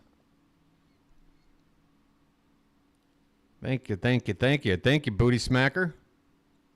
Just sprinkled a little magic in the old pipe. Matt's got a little magic beer. Well, now you got your boy feeling a little jealous. I want something magical. Mariners up now 3-0 on the Yankees. Who's the starter tonight for Seattle there? Chilo? Every time I say your name, it's going to be different. But yeah, that's the thing with those Mariners. Very good starting pitching, and if they're on, that's why I was so excited to see us get our offense going early against the likes of George Kirby and Bryce Miller. That's right, the magic hat. Now, if you want the Magic Mike dance, I better get at least one super chat tonight or one new member. My goodness, folks, come on. Have a little heart. I mean, look, if you're in the same financial situation as me, I understand. Keep your cash. Enjoy by supporting through likes and subscriptions. That helps me too. You better believe it. I mean, that's the ultimate thing. If the channel grows, everything will take care of itself. But hey, and there's a few quarters in the cracks of your couch. You can always send a super chat. All right, here we go. Bottom of the fifth. And again, I won't be selling you on that on a normal day. I'm just milking the birthday angle. I'm being totally honest with you. Here we go, bottom of the fifth. Top of the order here for the Cardinals. Donovan takes one up and away for ball one. 0 for 1 and hit by a pitch so far tonight. Next pitch from Bradish is outside, 2-0. Curveball misses the target.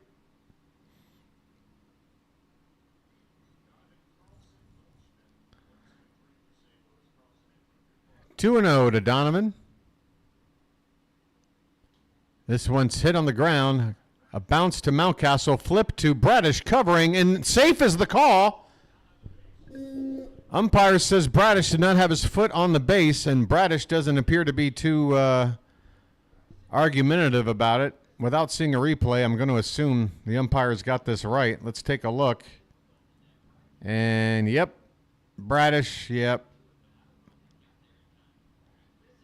An initial step on what he thought was the bag, but then he tried to shimmy his foot. So there is something to look at here. I don't know if we're officially challenging this play, but the umpires have got their earpieces in. Yes, the Orioles are going to challenge this. I'm not sure if I'd challenge this. Bradish eventually, his foot did swipe the corner of the bag, but the initial sort of step missed the bag entirely. He caught the ball, planted his foot, and then he kind of slid the foot. But with that angle, that's not going to tell us that he did touch the bag, right? Did he touch it right? Right there. Hey, we might have a challenge that works out.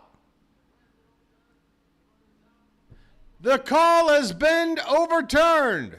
The runner is indeed out. What a fantastic challenge by Brandon Hyde and the Orioles staff. They only had moments to figure out whether or not that was worth a challenge, and I'm telling you, based on the situation, I might have hesitated and probably would have let time pass, but Hyde took command, and we got that challenge worked out for us. So 1 out, nobody on. Here's Dylan Carlson. And here comes some rain.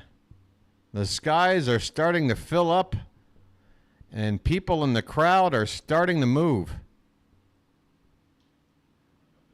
This one's foul back. And folks, you can always tell who the real fans are in situations like this. The people that get up and go first, those aren't real fans. I mean, it's barely drizzling out there right now. There's plenty of people still parked in their seats like real fans. Here's a pitch low, 1-2 the count on Dylan Carlson. I mean, I'm looking at a dude sitting right now with a golf shirt on, no umbrella, no nothing, and I don't see him getting pelted with rain. He's just chilling. This one's fouled away, and the count 1-2. I mean, really, it is barely drizzling. I mean, people are still just filing into the concourse. I mean, this isn't the... Go watch an indoor sport. 1-2 the count. This one's high. 2-2.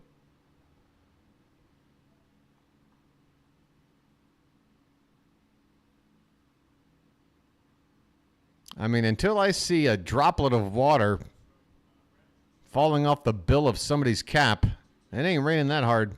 Swing and a miss. Bradish goes upstairs with the gas. Carlson with a half swing. Looking pretty uncomfortable there. 2 down here. Another strikeout for Bradish. That'll give him 5 here in 4 2/3. Pitch count now at 72. If he can go ahead and wrap up this 5th, and if this game can not get delayed, there's a called strike, then I would assume he's good for 6 innings. Goldschmidt takes a called strike to begin his at-bat. He is 1 for 2 tonight. He doubled his last time up. 2 out, nobody on, tie ball game. And this one's fouled back, 0-2.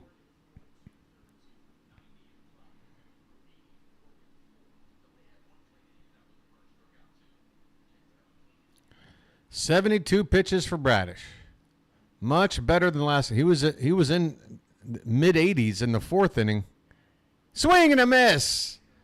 Goldschmidt chases. Oh, did they get a piece? He must have gotten a piece of that one. He chased one well off the plate, low and away.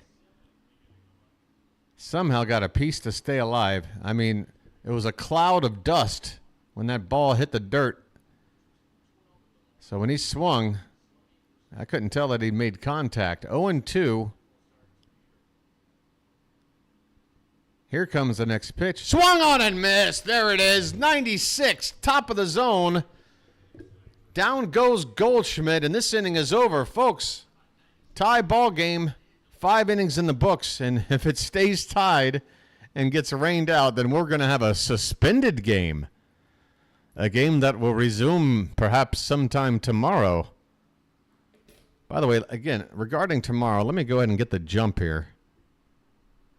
What are we looking at with this start time? We're going to go to the 6th inning tied at 1, folks.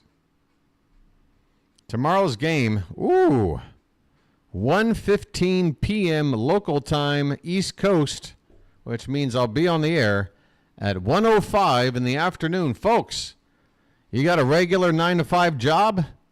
Call in sick. Forget it. We got baseball to play. All right? We got John Means on the mound against former Oriole Kyle Gibson. So a little rematch with one of our own. This first pitch for me will be just slightly after midnight later on tonight. Your boy's doing his own doubleheader today. I don't imagine I'll be sleeping much between now and the next game, because I had a pretty good night's sleep tonight. Folks, we're going to get to 840. What do you think? 850? Do I hear 2,000?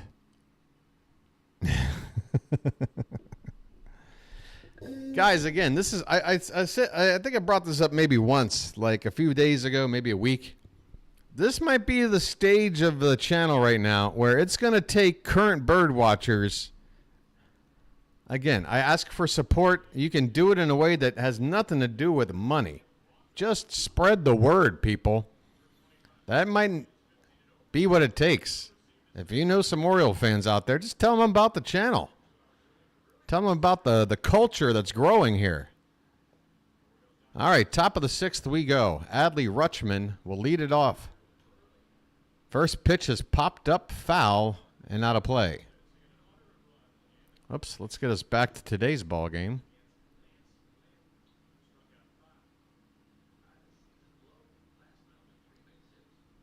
Only with your help, folks. Only with your help. Here's the pitch outside. 1-1 the count. I'm doing all I can. Trust me. Everything I can think to do to give you guys a channel that's worth coming back to. Lance Lynn's on 75 pitches. Here's number 76 on a 1-1 count. Outside to Rutschman, 2-1.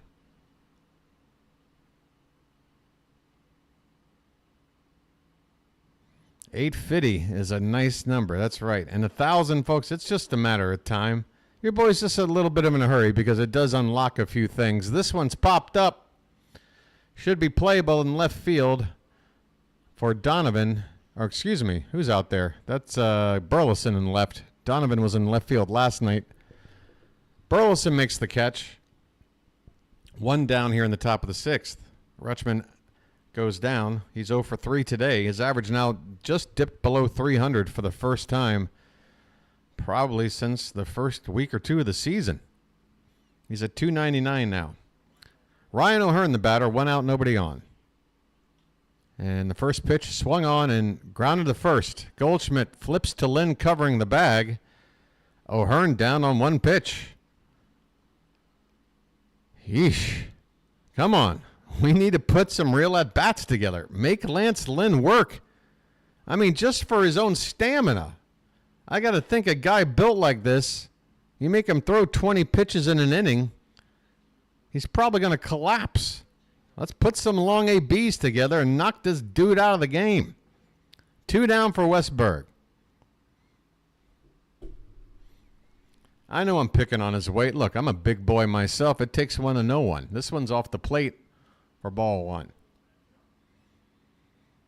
Hey, look. If I could get a major league contract and pitch in the bigs for like 15 years like Lance Lynn with a gut like that, damn darn tootin', I'll do it too. You know how great those buffets are? Every day.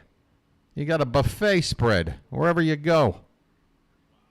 This one's fouled away by Westberg.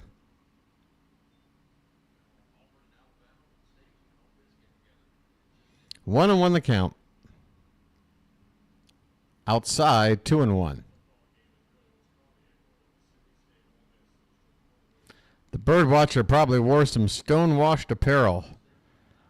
I don't think I wore anything stonewashed even when it was stylish. 2-1 pitches hit on the ground. Second baseman Gorman has it over to first in time, and the inning is over very quickly.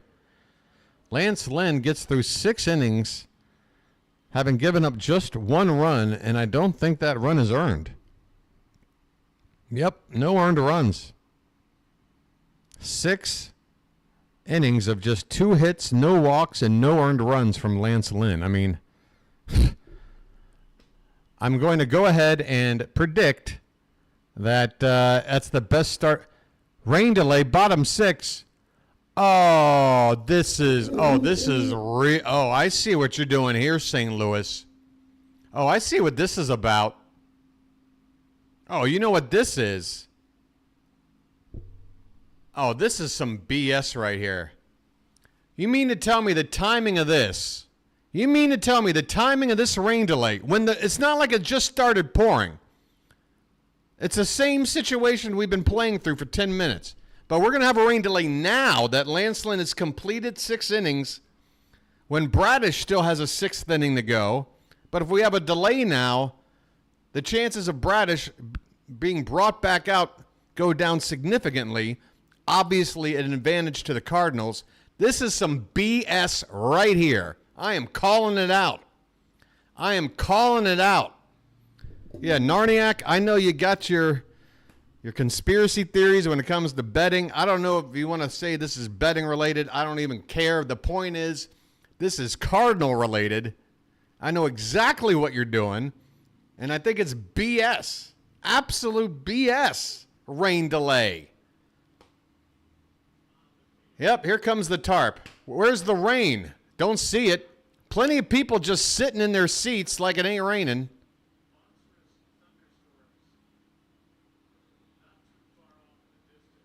Apparently there are storms not too far off in the distance. But apparently we just couldn't go one more half inning and let Bradish go 6. All right, well, I'm sure there's more bets out there than just K-Mark. I mean, somebody might just be betting on the Cardinals to win, and I'm telling you right now, the Cardinals' chances of winning are increased if you take an inning away from Kyle Bradish, which is what the Cardinals are doing here. They're standing out there talking right now with nary a drop of water falling from the sky. You mean to tell me we could... I am so upset. You got to be kidding me, man.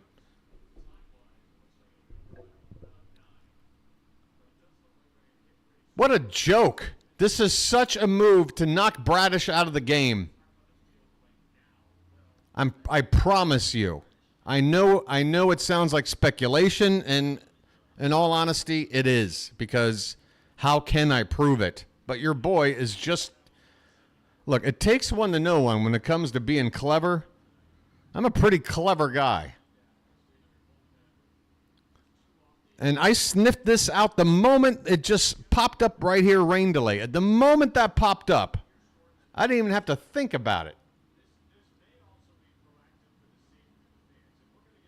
Oh, Kevin Brown saying this may also be proactive for the safety of the fans. No, it's not.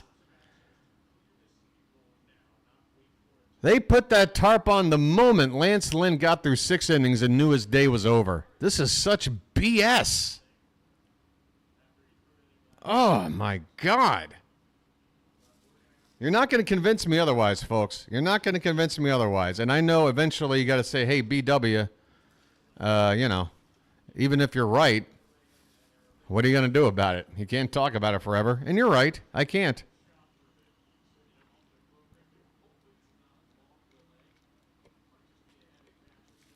Kevin Brown saying, hopefully it's not a long delay. Well, the problem is the rain isn't even here yet. Who knows how long this is? I'll tell you how long it is. 45 minutes. You know why? Because that's the exact amount of time where the Orioles will go, well, we can't send Bradish back out after a 45-minute layoff. That's exactly what's going on here.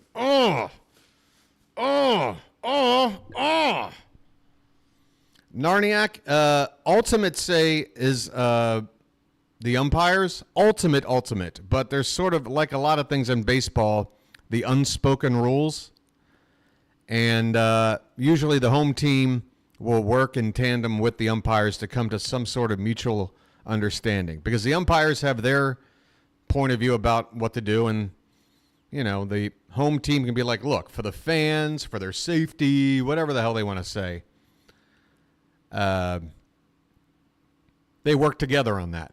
But I'm telling you right now, folks, I've never seen a situation like this so clear to me, so obvious to what they're how they did this. I am, oh my God. Hey, it's my birthday. Yeah, and Laz Diaz is out there probably helping him make these decisions. I can't. This is going to be another. Hey, booty smacker. All right. Well, folks, we got a rain delay. Maybe your boy can open up some birthday presents. Here's one. Booty smacker. Thank you so much. Happy birthday, Lucky, on me. Oh, can I have a Lucky then? Mr. Hyde just braved through Walmart. Of course you deserve an Orioles win. You deserve an Orioles pennant. Working your way through Walmart. I'm assuming it was against your will, right? Who the hell goes to Walmart on their own recognizance? All right. Thanks so much, Booty Smacker. Hey, what's the like count looking, by the way? We've got time. Well over 50. Boy, low turnout, though. I guess some people split as soon as the rain delay started. Over 1,000 people have already checked in. Folks, we had a nice turnout last night. 2,400 people popped in. And, yeah, some pretty good numbers. But tonight, yes, Booty, I read it on out loud, and thank you so much. Happy B-Day, Lucky on me. You know what, Booty? Tell you what. Folks, is there anyone here in chat right now? I don't want to make anyone uncomfortable because I don't encourage my habits. I have a habit. But instead of going off screen and it being my birthday and all, does anyone in chat have any issues if I enjoy a Lucky on camera? Now, if any one person says I'm not comfortable with that, I got my kids here watching, it's a bad example, let me know and I will abide by that. But if no one cares, we got a rain delay. Your boy just wants to sit back with his remaining coffee, not go off screen. hang out with you guys, have a little chat. Wait a minute, Coldest, how old are you? Wait a minute, I guess you can't tell me. Janet's going to join in. Oh, Sean. Maybe this rain delay has its privileges. Thank you, Sean Smith, for your birthday and hopefully an Orioles win. You're darn tootin'. In fact, let's put the O's win as the priority and my birthday second. But either way, you're number one, my friend. Now, what do these little things do? If I click on this circle, what does that do? If I click on this one, I don't know what these things do. But thanks so much. I sent you 5, but it took it off my Cash App, but the Super Chat didn't show. Oh, the Super Chat showed, Booty. It's right here. See it? I'm looking right at it. You even got 8 likes. 8 people thumbs up your Super Chat. You see that? You're in there, Booty. You're in there. Thank you, Sean. 8 years old. All right. Well, I'll go off screen. Again, look. I just, I just want to be responsible. That's all. I just, I try to talk in code, folks. When I talk about having a lucky, it's a way to sort of dance around something that I'm assuming anyone under the age of like 13 doesn't even know what a lucky is. Because it's it's an old brand that people in that generation, they don't even know what I'm talking about. Oh, Janik, what, good grief? Because I'm going to not... I mean, we got time to kill, right? Ah, jeez. All right. Look, I can still talk to you guys. I'll just not be on screen, all right? It's okay. Fire up some questions at me. I'm right here. I'm right here. We got a rain delay, and I am pissed. Hey, Sean the Whipple's in the chat. How you doing, Sean? Hey, you're just in time for a complete lack of baseball going on. David's a young buck at 23. Oh, man, 23. That is now less than half my age. Yesterday, I could say, David, you're half my age. Now, you're less than half. I'm getting older, and you're still in your prime. Is it too early to say I told you so? Wow. What are we needing to tell me so on my birthday? Just trying to keep people entertained during a rain delay. Did you, oh, about Stowers? I mean, if you're talking about Stowers, dude, I told you that he needed to be in the lineup. I just said I don't agree with taking a guy like Ced Mullins and making him a bench player and anointing Stowers as a starter. That's all I was saying. And can we please not go into it? Again, it's my birthday. We talked about it for like 2 hours. But again, if you tuned in the beginning of my broadcast, I said I'm very happy to see Kyle Stowers in the lineup. You can go back and play it. I feel like we agree a lot more on things than you think, Sean. But, okay. Chilo has a question. Which closer do you think the O's should trade for realistically? Yeah. The Cardinals have a pretty decent one. This Helsley guy. I mean, if the Cardinals are going to be out of it, they might think about moving him. And, I mean, the Miller kid out in Oakland. Again, once a certain player gets anointed as the guy, the price tag gets so high. And I don't know if that's a realistic target. But Urseg, the other hard-throwing righty in that Oakland bullpen, doesn't quite have as much mystique about him. He's not the closer, per se, but he's definitely got closer stuff. So, yeah, if Mason Miller is, a little out of range, Urseg That's a guy I'm looking at. But yeah, this guy for the Cardinals, Helsley, let's take a look at his numbers. Let's take a look at this guy's number for the Cardinals. And of course, Urseg has setup experience. He's basically the setup guy now.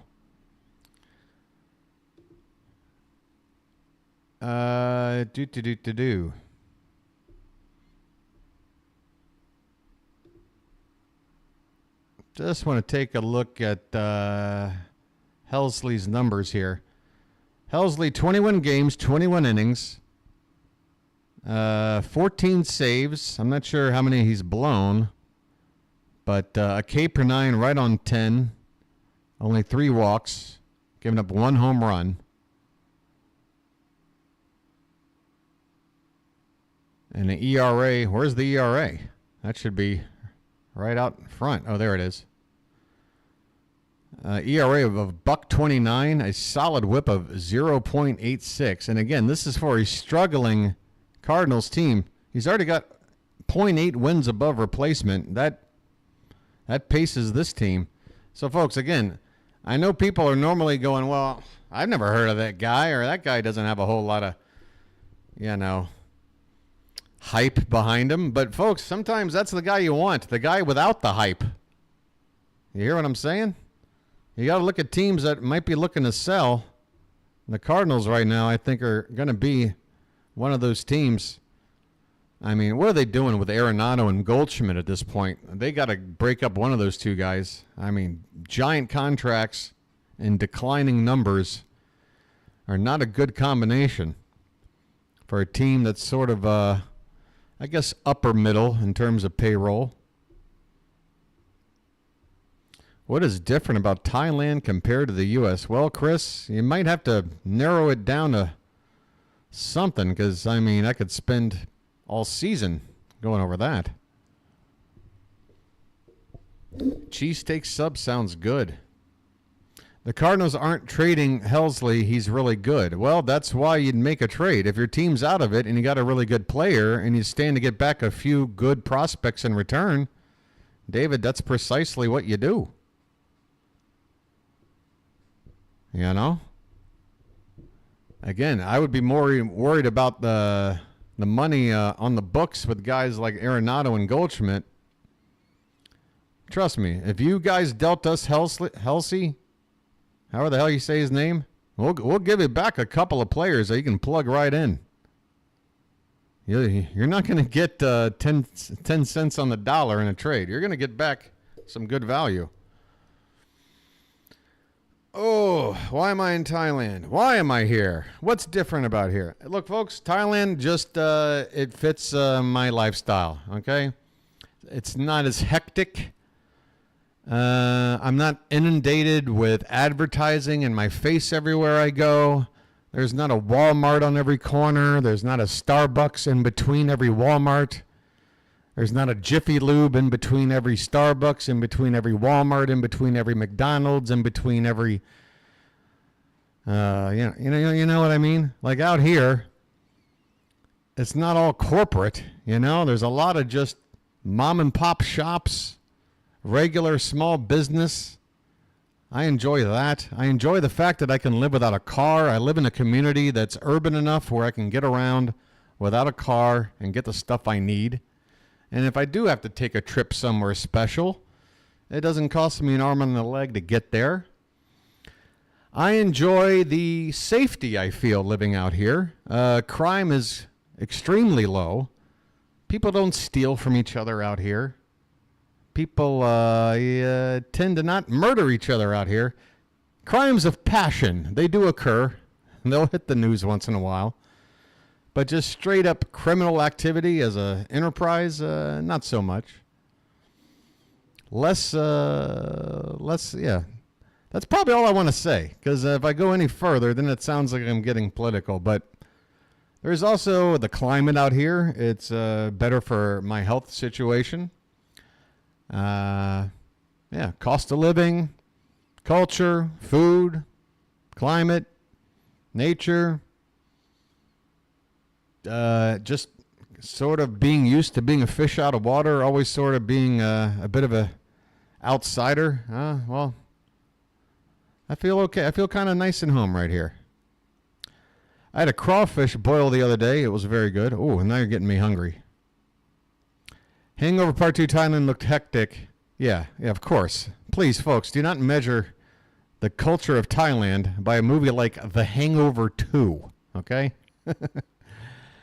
It's just a movie that's going to probably dig into a few stereotypes. But, Bangkok, I mean, look, guys, Bangkok is insane. It's one of the biggest cities in the world. And like any giant city, it's a 24-hour city. And anything you can think of or drum up, it's happening somewhere in Bangkok. One night there will make a hard man humble, I'll tell you that right now. Not much between despair and ecstasy. Nitnoy, booty. Put pasatai nitnoy. Rian pasatai te sisampi. Te prowa COVID ma. Rung Lian Pit, Lauko Rian Maidai. Any Thai people here able to translate what I just said? By the way, Thai language is very tough because of the tones. It's a tonal language. Rising tone, falling tone, flat tone, high tone, low tone. But basically, I just told you that I speak a little bit of Thai. I studied it for 2 or 3 years, but because of COVID, the school shut down, and I haven't been back since. So half the stuff I learned, I've probably forgotten. But I can carry on a nice, simple conversation. And folks, there's a lot to be said about simple conversations instead of complex ones. It makes life, at least for me, it keeps my anxiety level down to just keep conversations to things like the weather or, I don't know, the beach. Any blue crabs there? I don't think so, but poo. Hey, here's some fun, guys. The word for crab out here is poo. Not P-O-O phonetically. It's more like P-U with a little line over the U. Poo. That's crab out here. So if you wanted crab fried rice, you'd order up some cow pad poo. Cow being rice, pad being fried, poo being crab. You would say rice fried crab. That's the other thing. You gotta rearrange the words around here from time to time. I hate weather delays too. I mean, I'm sitting here boring the crap out of you guys. And I still haven't had that lucky. All right, well, folks, I guess I can't be consistent enough to follow my own rules. Once again, folks, if you're just joining us, the Orioles are in a rain delay because the Cardinals had the very clever idea of telling the umps that we need to cover the field right now because Lynn is done for the day and Bradish has probably got another good inning left in him, and we can go ahead and take that away from the Orioles by covering the field with a tarp. There might be rain at some point, so we better do it right now, right at this particular moment of the ball game. Unbelievable. Yes, moo is pork, guy is chicken, and poo is crab. Yeah, you're picking it up, Card. All I'm staring at is the MLB.com TV. The event is in a delay holding pattern screen. I've got no view of the Busch Stadium field. I need to crack open the door here and let some of the smoke out here.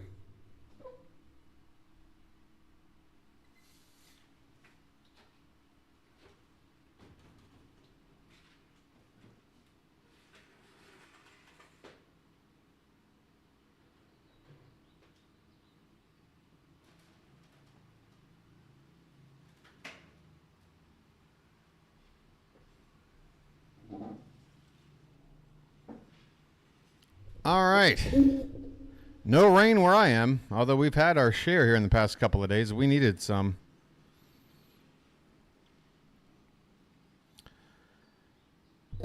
guys seen any good movies lately? Are there any horror film fans in the chat? I love good horror films. My favorite so far this year, it's got to be Late Night with the Devil. I'll say it again. Late Night with the Devil.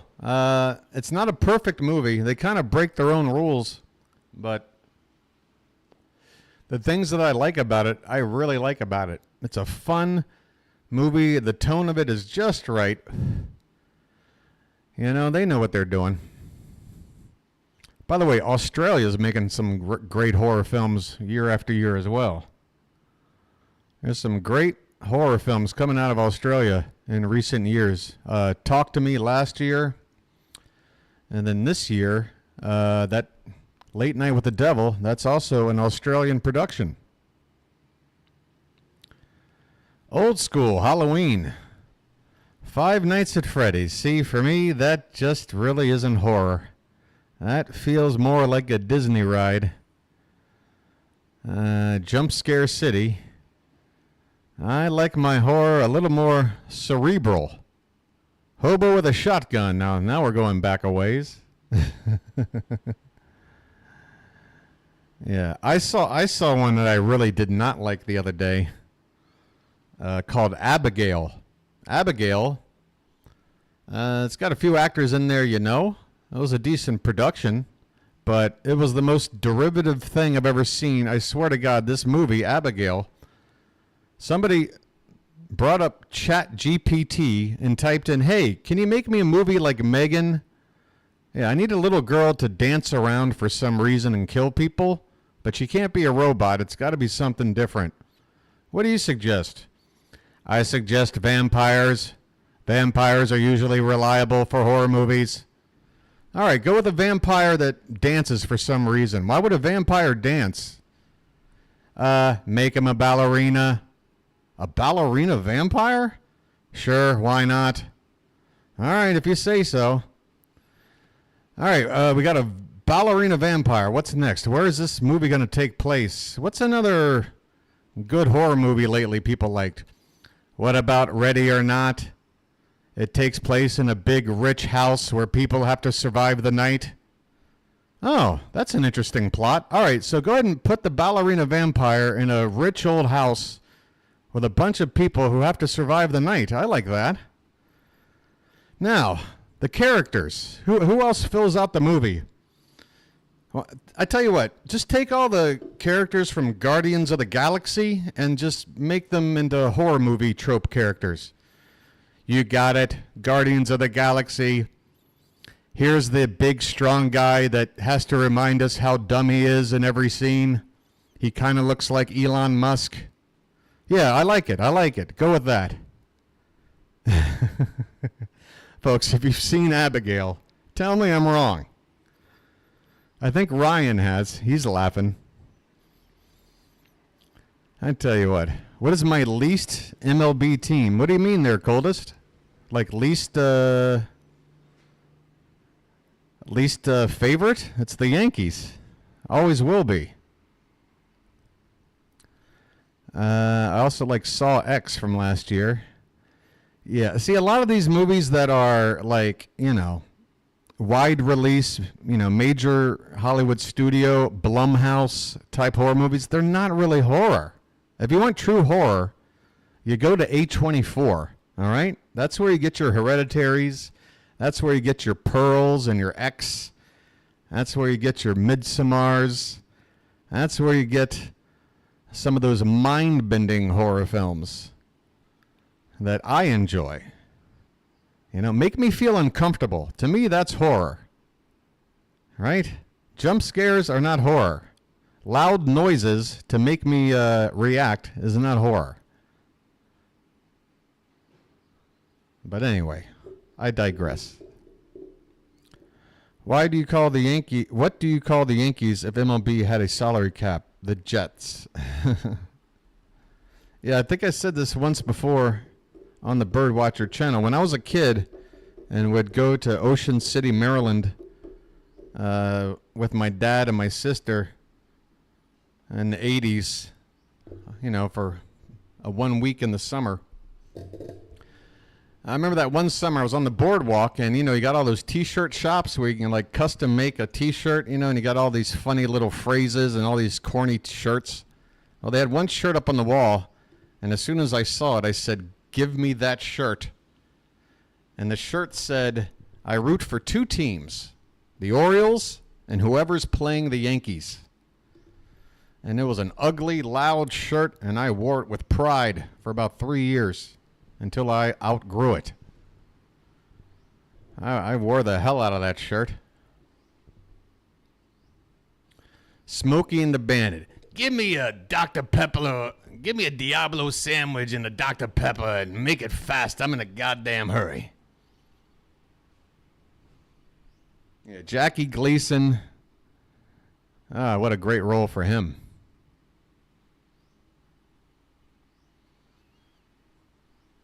Kind of reminds me of Foghorn Leghorn in that movie. That boy is about as sharp as a bag of wet mice. Hey, we're in a rain delay. How you doing? Kimbrel on the bump is suspenseful. Some may consider it horror. It's true. If you really like horror films that make you uncomfortable and on the edge of your seat, try Craig Kimbrel. Part 8, the final chapter.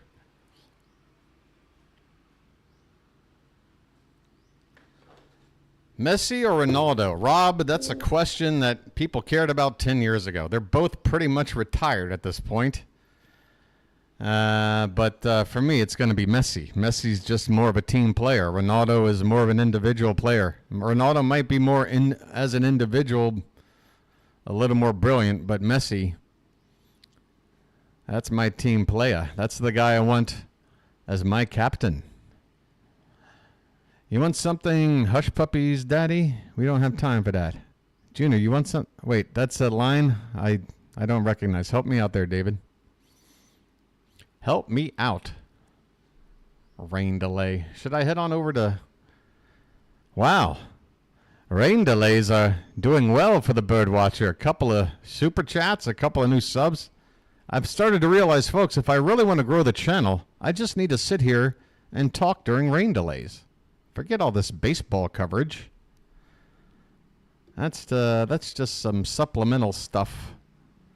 That's not what you're here for. I guess we can take a look at the out-of-town scores for a sec, while you guys think of some other topics for me to kill time with. Giants and Pirates tied at 6th in extra innings. How about that? Oh, we got a close one now. Seattle 5, Yankees 3. Seattle, though, with 2 on and 2 out in the 8th. Oh, never mind. That rally's over. Going to the bottom of the 8th. Come on, Seattle. Hold that lead. Atlanta up 3-2 on the Cubs. Kansas City up 10-3 on the Tigers. There's our score. Angels 4-2 over the Astros. That's about half over. Just getting started. Rockies and A's.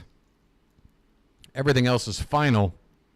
Guardians edge the Mets 7-6. Brewers 7-5 over the Marlins. The Reds pick up a win. Boy, they've been struggling ever since we played them. They've won like 2 games. But they picked up one tonight with a 2-0 shutout on the Padres. The Phillies win again. 5-2 over the Rangers. Twins with a big shutout in D.C. Folks, it could be worse. You could be a Nats fan and gone to the ballpark tonight to watch your team lose 10-0. That would have stunk. The Red Sox up 5-2 on the Rays. The White Sox with a shutout of the Blue Jays. How about that? There's a horror film for Toronto. And then finally, coming up in about a half an hour, Diamondbacks and Dodgers. Oh, boy. Let's bring it on back here. Not completely horror genre, but sci-fi horror movie called Life. Is that the one with Jake Gyllenhaal, where there's like that little tiny organism that starts growing out of control? That was fun. That was fun for what it was. Didn't exactly, It was good popcorn entertainment in the moment. Not, The movies I like, the most are the ones, obviously, that sort of stick with me throughout the years. But yeah, Life was a fun movie. I liked that a lot more than... here's a movie a lot of people like that I thought was, like, just a little too heavy-handed for me with the... What's that movie with Sandra Bullock and George Clooney just floating around, just constantly having problems in space? There was just something about Sandra Bullock's character in that movie that just annoyed the ever-living crap out of me. The reluctant astronaut, just floating around up there, apparently just not pleased with the idea that she's in space. Winnie the Pooh is now a horror character. That's right. The rights to Winnie the Pooh became public domain, and somebody went to town. Yeah, I have yet to watch, nor will I be watching any garbage movies like that. If there's one thing that'll make your boy the BirdWatcher probably not give a movie a chance, is if you base it on a currently existing property that you're trying to milk. Whether it be, I don't know, an old 80s TV show, or maybe a remake of a movie, or maybe you're starting to make games out of, or movies out of board games, or video games, or comic books, or Barbie dolls, or I don't know, just stuff that's already owned by some company that stands to make a lot of money. Mike, I mean, how well is Mattel doing? Get ready for more Mattel movies. My favorite horror movies are Midsommar and Get Out. Yeah, there you go. You got Ari Aster and you got Jordan Peele, two contemporary horror directors giving us something interesting to watch rather than the same old, same old. I never watched that movie, but I know what you are talking about. The Reluctant Astronaut seems very fitting, though. Yeah. She might as well have been Don Knotts floating in space. Angel Heart. Oh, my God. What? Is that the movie from the 80s with, like, Tawny Katane? No way, Solarino. Is that the movie you're talking about? Is that the one where... It's like the boy in the bubble, but he meets a rock star. That can't be that same movie. Whatever the one I'm thinking of. Poltergeist. Yeah, one of the last PG movies. Poltergeist is one of the reasons PG-13 came into existence. Hollywood was like, okay, Spielberg, we get it. You're the director for America, but man, you are really pushing the boundaries with some of these PG movies. And yeah, like the part in the movie in Poltergeist when the dude's in the bathroom ripping his own face off. PG movie, okay.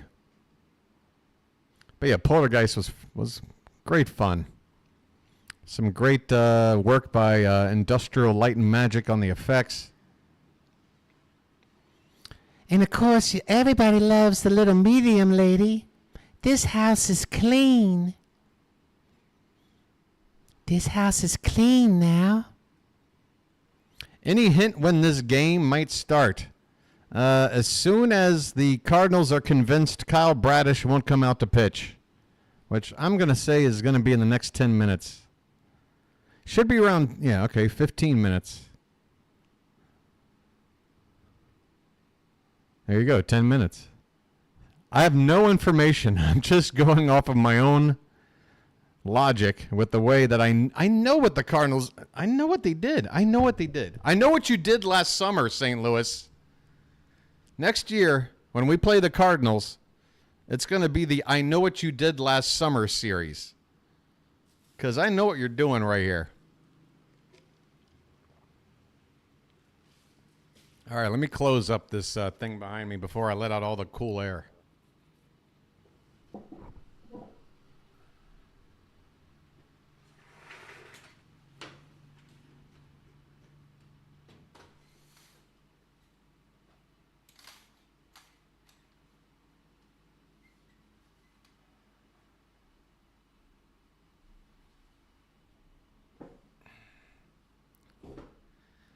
Well, it's already been a half an hour, hasn't it?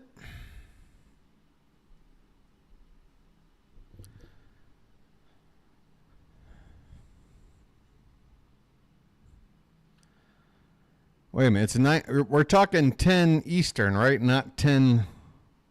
Is St. Louis Central or Eastern? It's Central, right?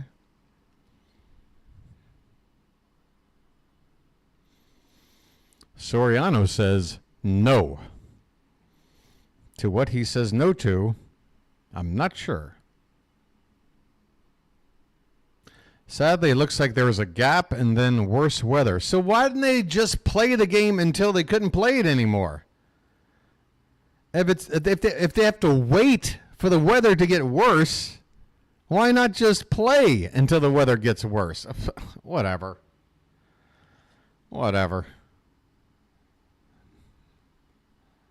Unbelievable.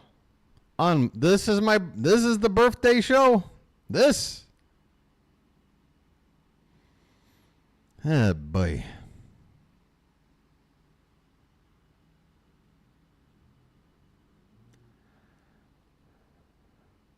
Yep. Oh, Mickey. Oh, okay. Angel Heart, Mickey Rourke, and Lisa Bonet. Okay, so that one was also a trashy 80s movie with a whole lot of steamy scenes, right? Basically a 9.5 weeks attempt. Now, the movie I'm thinking of, I think it's called Crystal Heart. This movie is even more this is a movie that I think was in theaters for 1 week. I think it was called Crystal Heart. Tawny Katane. If you know the name, you know her. You might remember her as the girlfriend from Bachelor Party or the chick dancing around in a Poison video. Anyway, she did a movie. If you guys remember, back in the 70s, Travolta did that made-for-TV movie, The Boy in the Plastic Bubble. You know, like a guy with that, what do you call it, the autoimmune deficiency that basically has to be kept under complete control, can't be exposed to the elements. White Snake. Thank you. Yes, White Snake. Sorry, got my hair bands mixed up. But yeah, this was a movie where they took The Boy in the Plastic Bubble and just remade it and gave him a love interest that was a rock star, played by Tawny Katane. My mom took me to see it for some reason when I was like 10. Oh yeah, Bubble Boy. Speaking of Jake Gyllenhaal, that was one of his early movies. That and October Sky. You moved the grainstones, but you didn't move the bodies. Yeah. Weird science. Plastic pieces, pots and pans, bits and pieces and bits and pieces and... Weird science. There's a movie where today's youth probably watches and goes, ew, that's wrong. Ew, that's body shaming. Ew, that's sexist. Ew, that's racist. Ew. This is too many things going on in weird science, right? Just can't have a little bit of fun. Teenagers, you know, just trying to play around with an adult lady. You know, the 80s. How do you fall asleep to Kelly LeBrock in her prime? Impossible. What would you little maniacs like to do first?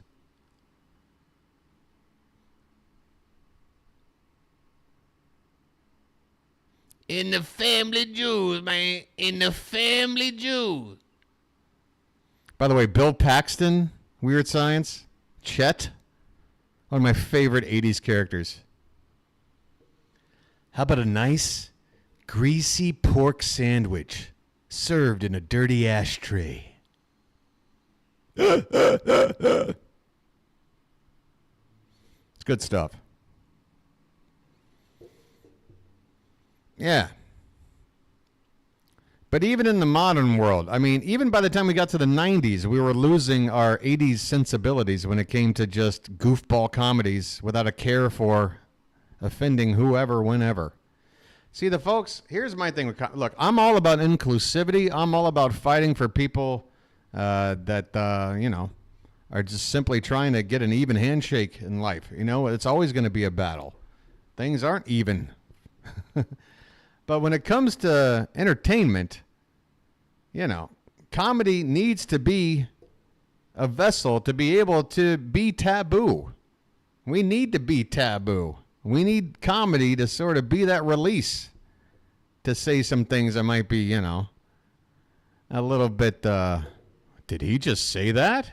Yes, I did. It's a little bit shocking, but that kind of makes it funny too, right? As long as it's not hurtful, no intent, you gotta let comedy be comedy, folks. Get a sense of humor. Please. The Schwartz. Spaceballs. Yep. Like imagine modern day people watching Blazing Saddles. They're going to hear certain words or see certain things and go, well, this is extremely inappropriate, without realizing that Mel Brooks was holding up a mirror to things that were extremely inappropriate and goofing on them. That's how you do it, folks. That's how South Park has been doing it for 25 years. Yeah, their comedy is offensive. But you know what they're doing? They're holding up a mirror to some of the stuff out there that's worth, you know, joking on. But I feel like the more I talk about this subject, the bigger the chance I'll put my foot in my mouth. But anyway, in general, you gotta let people try to make stuff.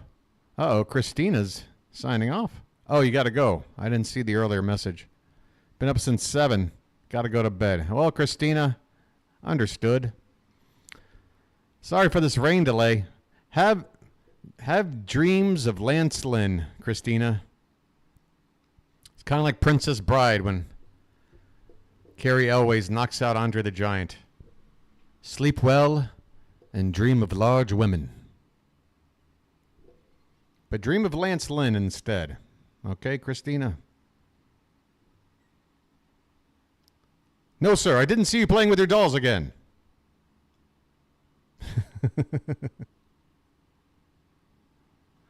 What's the matter, Colonel Sanders? Chicken? 6-3, is that a final?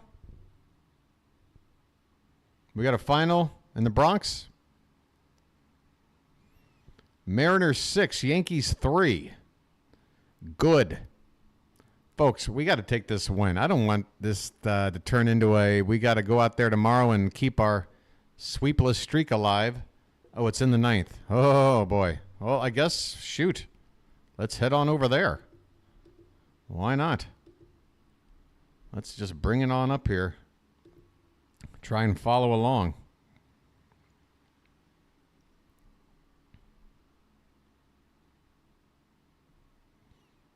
Lefty Ferguson, lefty Crawford at the plate, and Crawford just struck out, 1 out, and then top of the 9th. All right, so still a ways to go for the Yankees to get their final licks.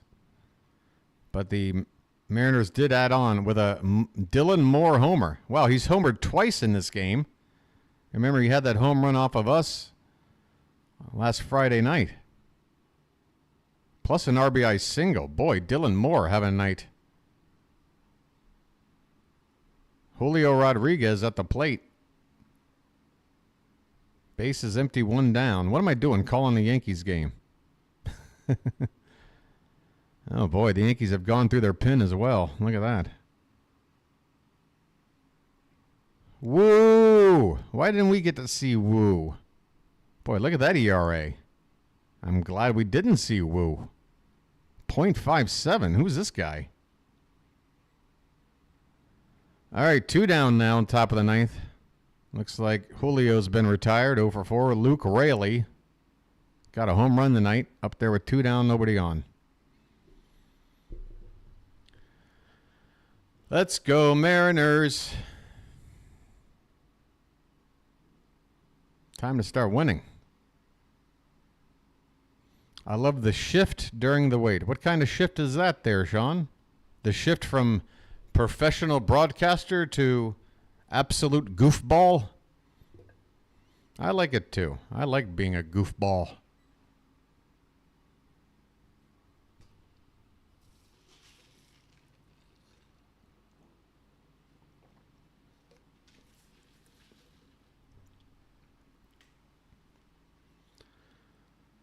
All right, looks like we got a 1-ball, 2-strike count on Luke Raley. And what happened? Strikeout.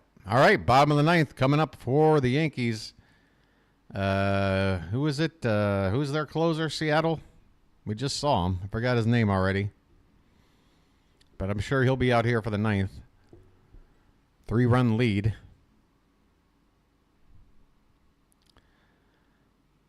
Ah, boy. Well, folks, only a couple hours left to milk my birthday. I got to be honest, folks. Take a look. These last 2 nights, 8 subs per night, which is about half of the normal pace. It's taken 2 games to do what I normally can do. Like, look at the game before that. 26 subs. Had 26 on Sunday. And then my birthday rolls around. And things just fall apart. I don't know. Rob's got to go to sleep. Sub it up. Hey, Rob, you know what you can do? You can always just leave my stream on. Just mute the volume. Sure, it'll rob you of some power, but then I get that watch time. That's right, folks. If you're going to bed, go to bed with me on, even with the volume down. That's another way you can help. It's a silly way, but it is a way. Yeah, come on back tomorrow, Rob. We got an afternoon game. All right, bottom of the 9th. Hey, thanks, Sean. Sometimes recommending isn't quite enough. Sometimes you have to just snatch the device out of their hands, go into their account, and just sub up for them, and then give them their phone back and go, there. You're ready. My own sister was like, oh, how's the baseball thing working out? And I'm like, it's going great. You should check it out sometime. She's like, all right, send me a link. And I'm like, yeah, I gave you the link like when I started the channel. It's out there. Just search Orioles BirdWatcher. That's all you need to do. Okay, well, write it down and leave it in the chat. I'm like, no, you write it down. If you care enough, I'm out there. Just come out there and watch me. Ah, okay. Well, yeah. That's nice. Yeah, sure is. All right, Sean's on a mission. I don't even think it's a felony, Sean. I think it's just like a misdemeanor. So, if you get into trouble, that's not, would it be your first offense? Who was shopping in Walmart earlier? Next time you go to, actually, no, forget it. I don't know if I want a Walmart crowd here. Things could get weird. Never mind about that. Maybe next time you're at, I don't know, Radio Shack. Is that even open anymore? What's open? All right. They're in the bottom of the 9th. 2 strikes on, Munoz versus Verdugo. So top of the order here for the Yankees. Verdugo's hitting leadoff, right? No, he's not. He's hitting cleanup. Oh, so Soto and Judge are not going to be a part of this rally. That's good news for us. No Soto and no Judge unless 7 guys come up before they get to 3 outs. First pitch is in play, or first pitch. Verdugo grounds out to second. 1 down. Come on, Munoz. Hey, Cameron was at Walmart earlier today. How was your experience, Cameron? Isn't it just the most aesthetically pleasing experience? Walking up at the aisle, down the aisles of Walmart. Ah, consumerism at its finest. Isn't it great to know that all the small towns across America that are struggling right now because people just simply, we can't spread the wealth amongst business, people of small business. These Walmarts, they come into your town, they take away other businesses, and yeah, they pass the savings on to you, but your boy feels, big picture, probably not the healthiest thing. There's out number 2. There's out number 2. What happened? Stanton pinch hit for Austin Wells, and whatever he did didn't work.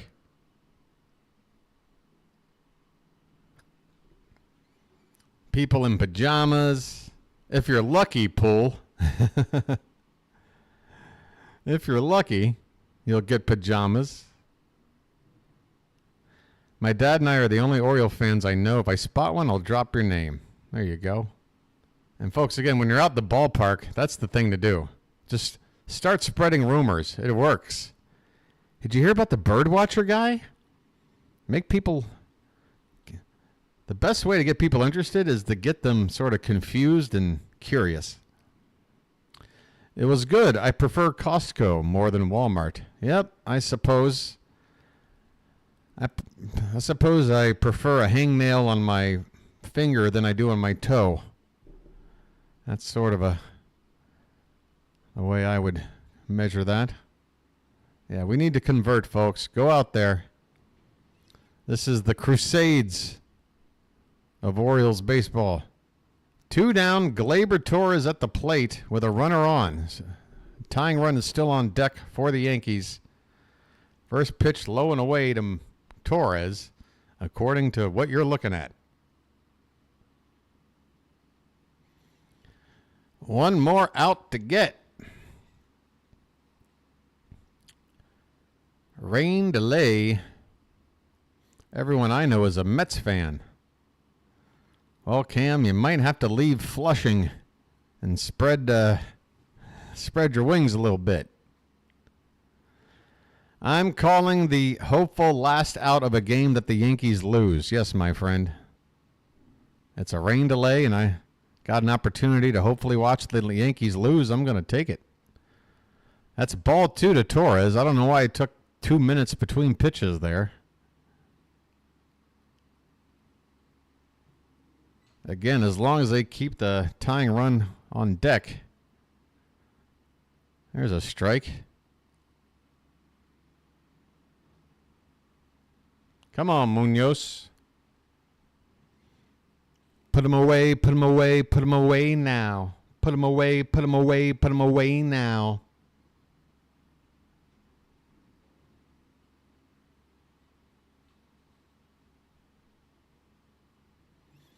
Show me something. Hey, strike 2. The Yankees are down to their last strike.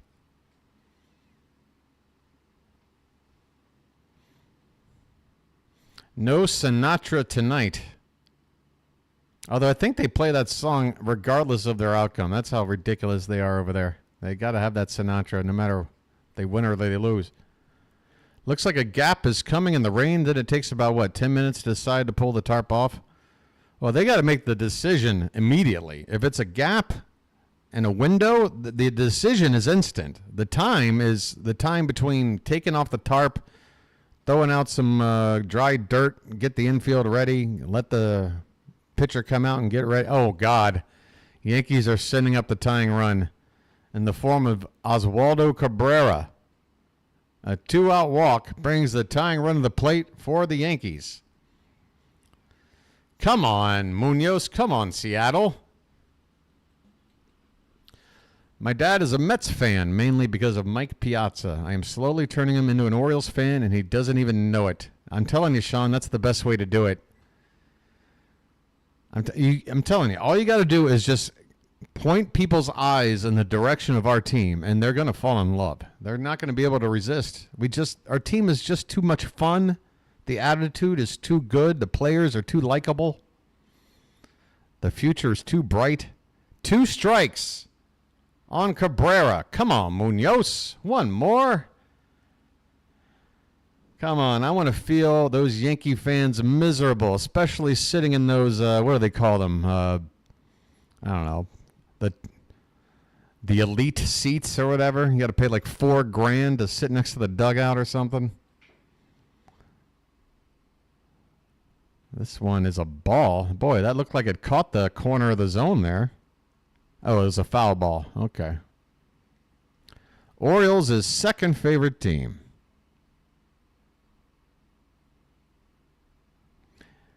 Yeah, even if this game doesn't go extras, it is sort of an extra inning game, just putting the time in front. Come on, one more frickin' strike, Munoz. The longer you take for this next pitch to... Oh, what do we got? Cabrera strikes out, and the Yankees lose. Mwah, mwah. Mwah, mwah, mwah, mwah, mwah, mwah, mwah, mwah, mwah. Uh-oh, my antivirus protection has expired. Well, the Yankees lose. In fact, I have the same reaction as the winning pitcher. Woo! They lost. Yankees lose. The Yankees lose. John Sterling. You want to talk about cringe? John Sterling home run calls. And the Yankees go back to back and belly to belly. A home run for Granderson. The Grandy Man can. The Grandy Man can. Meanwhile, half of his calls.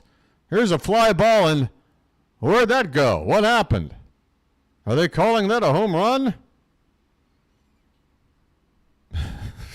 John Sterling. Enough. Enough with your Imagine sitting there during the off season looking at the lineup and coming up with every pun imaginable for every player. Nick Swisher, home run. That's Swishalicious. Really, John? Swishalicious? See, this is before the days of Chat GPT. Now Sterling can just go to Chat GPT to get a better Nick Swisher call.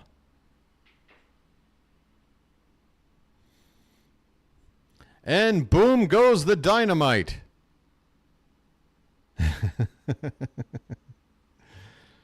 Oh, God. Look, I'm giving Sterling a bunch of flack because, he's a Yankees announcer. But, I don't have any real apathy toward the man.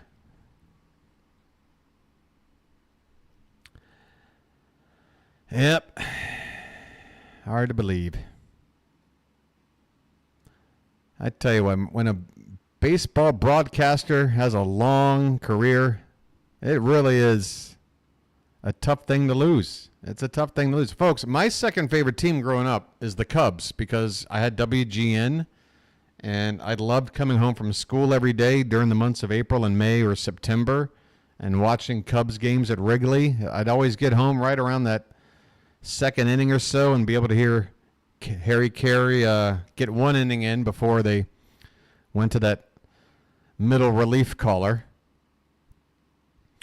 But then you'd have Harry there to see you through from the seventh inning on. Love me some Harry Carey. Yeah, Bob Uecker. I was listening to an early Bob Uecker call on a Brewers game from like 74 the other night. Sean has checked out too. Boy, I guess the numbers are going to dwindle. Unfortunate. This is unfortunate. You got an Ernie Banks sign ball. Hey, let's play 2.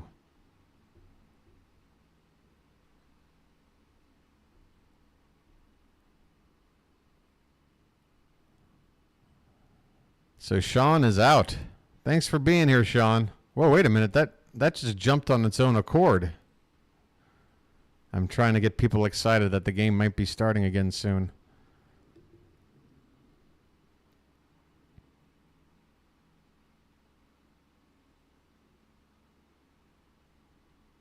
Wow. So even my own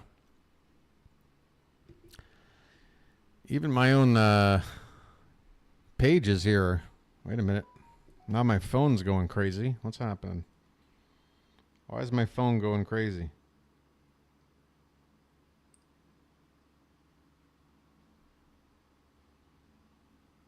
Oh, one alert. Somebody just subbed up a minute ago. Thank you, K-Lot.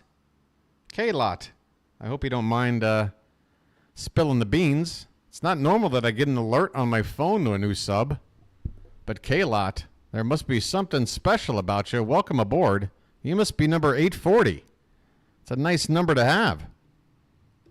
Ball 4, ball 8, ball 12.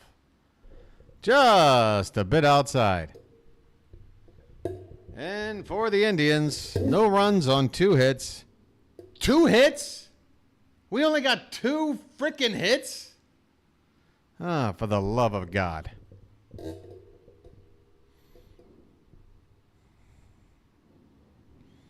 Oh, yeah, Curtis. I never put that together. You slice up that name, sort of Hollywood style, you get Cujo. Boy, there's some early 80s movie-going trauma. Yeah, folks, this is what the 80s was all about. My parents took me as a 5-year-old to see Cujo. You're not going to see that happen in the modern day. But hey, I'm here. I made it.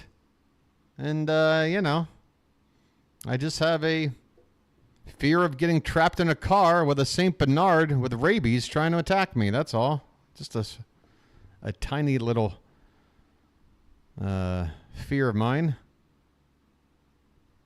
Never pet a dog. Never?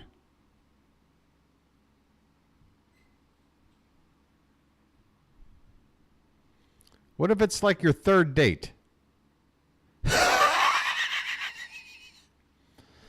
All right, can you tell I'm running out of gas?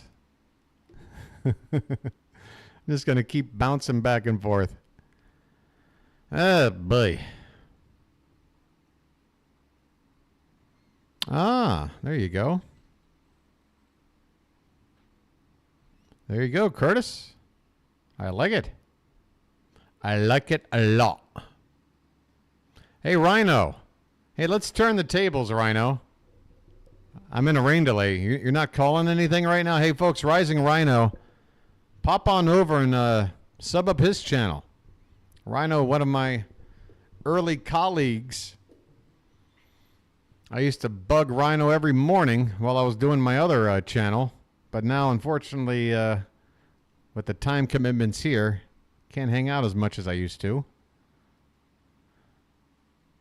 But yeah, Rhino, if you want to turn the tables, folks, I like to go over to Rhino's channel and just bring up some classic songs from the late 80s, early 90s hip-hop era, because Rhino knows them all. And he'll send you, he'll give you a few bars. My mom used to send me to the corner store to buy cigarettes with a note. I was 8. Hey, Matt, same thing with me, except no note needed.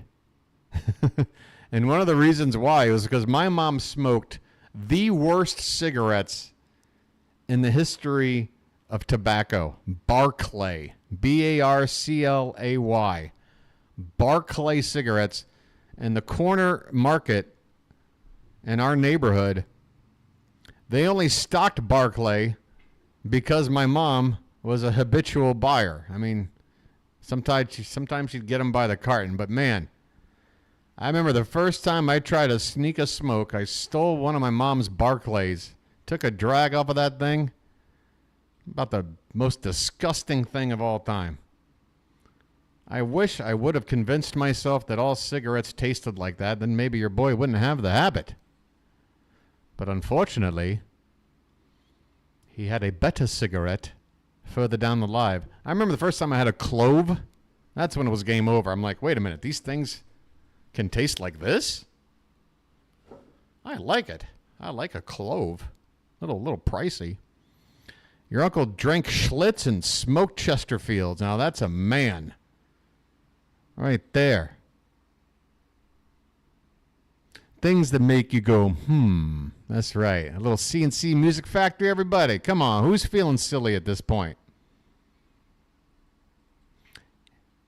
It's the things that make you go, You know what made me go, was how that song became a hit. That's a thing that made me go, Like, wow, this is a hit? Maybe Nirvana needs to hurry up and break out. And then I won't be going, so much. Well, this is fun. My chat has turned into everybody I know from my other channel. Benz, Rhino, Pool, Cam. That's all that's left now. Ah, boy. For some reason, I thought maybe this might be a half hour, 45 minutes at most. I guess I am wrong.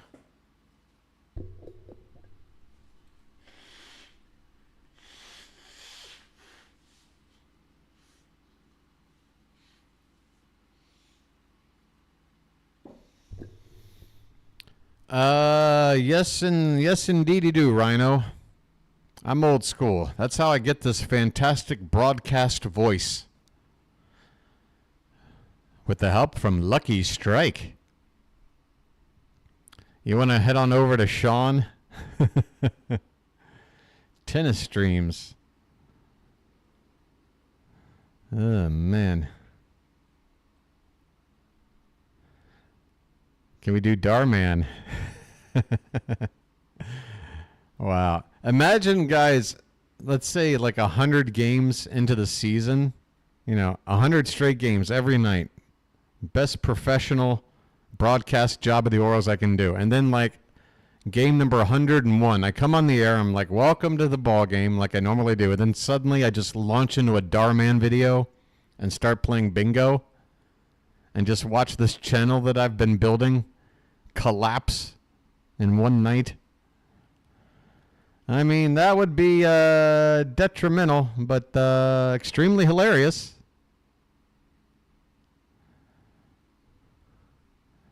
Cam, that's a big old fat no.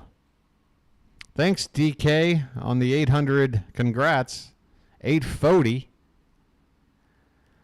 I think we're getting to 1,000 here. I'm going to say mid-June, maybe first week of June. First or second week of June, I think. Which I would say is a fantastic start to a sports streaming channel. 1,000 after about 10 weeks. It's basically been 100 people a week for 10 weeks. That's the pace we're on.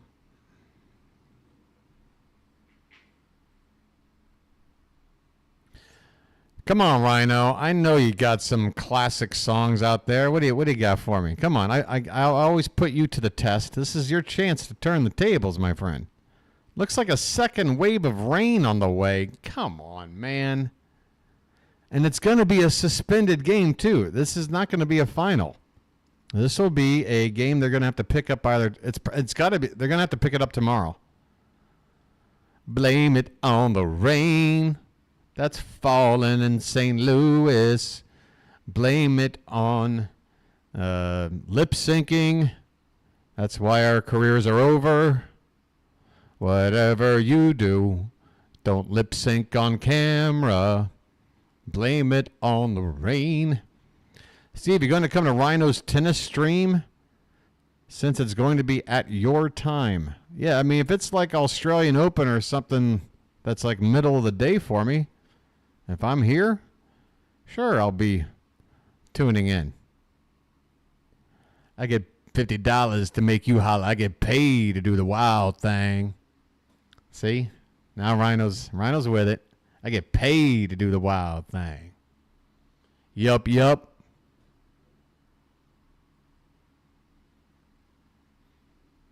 know, I asked the guy why she's so fly. He said funky cold Medina. Craziest thing.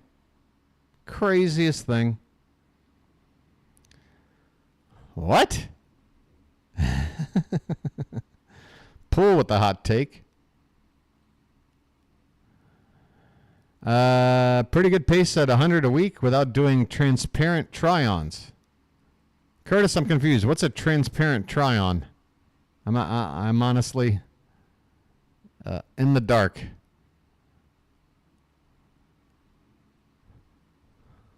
Saw this girl gonna rock my world. I had to adjust my fly. May 26th at 5 a.m. 5 a.m. Eastern? That would be 4 o'clock in the afternoon here. Transparent strap-on. Why do you got me saying this? Pull. This is not my other channel, okay? Please try and refrain from getting me to say phrases like transparent strap-on. I know, I know it's a rain delay. Never trust a big button to smile. That girl is poison. Poison. Poison. She's dangerous. The time was 6 o'clock on the Swatch watch. No time to chill. Got a date. Can't be late. Hey, the girl is gonna do me. Move to the jacuzzi. Oh, that's with it. Smack it up, flip it, rub it down. Oh no. Do me, baby. Oh, yeah. Do me, baby. You can do me if you want to do me. Do me, baby. Belle Biv DeVoe. Now you know. Yo, slick. Blow. It's driving me out of my mind. That girl is hard for me to find. Can't get her out of my head. Miss her, kiss her, love her. Wrong move, you're dead. That girl is poison. My friend's got to go. We've hit the wall, folks. I'm done. I'm not going anywhere. What? Copyright strike. I know, because my voice is too spot on. That's the problem. I'm too good. Hey, Eric. Hey, Eric. Just as a rule of thumb, never trust a big butt and a smile. Kyle Tucker has 2 dongs tonight. Uh-oh. Tucker's on top of the home run chase. Tucker? I hardly know her. All right. Ba-dum-bump. I'll be here all week. And month. And summer. And fall. I'm implying I'm going to be here for a long time. I got a man. How long you got that problem? I got a man. What your man got to do with me? I got a man. I'm not trying to hear that, see? That's an awful song. That's an awful song, Rhino. That one doesn't even have, like, a good flow. The lyrics are pretty, you know, I don't know. It's not even that danceable. I think I Got a Man is kind of weak. I got to be honest. My dad is a television repairman. He's got a mean set of tools. We can fix it. Now I don't know if anything I'm reading is music lyrics or not. It's too early for me. 9:26 a.m. local time for your boy. And, yeah. I'm just sitting here. I'm just a bill, and I'm sitting on Capitol Hill. I am running out of coffee.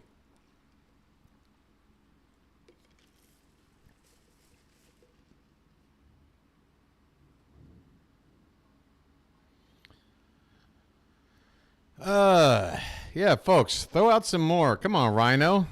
Reach back into that time capsule. There's a lot of... I'm telling you folks right now, if you remember the end of the 80s in like 1990, that was that weird period between like Guns N' Roses being like kings of MTV and hair bands run amok and hip-hop being kind of cringy, with some exceptions, to then the advent of grunge and then, you know, the California West Coast hip-hop, Dr. Dre, Snoop Dogg, that whole thing. Everything started kicking off around 92. But yeah, those first couple of years in the 90s, those Saved by the Bell years, I'm telling you right now, folks, cringe. The fashion, the music, with some exceptions, of course. Every era's got its gems. I used to love watching the Orioles. However, after developing a sports betting addiction, I can't find enjoyment anymore from watching games. Gambling has destroyed my dopamine levels. That's really sad to hear, Education.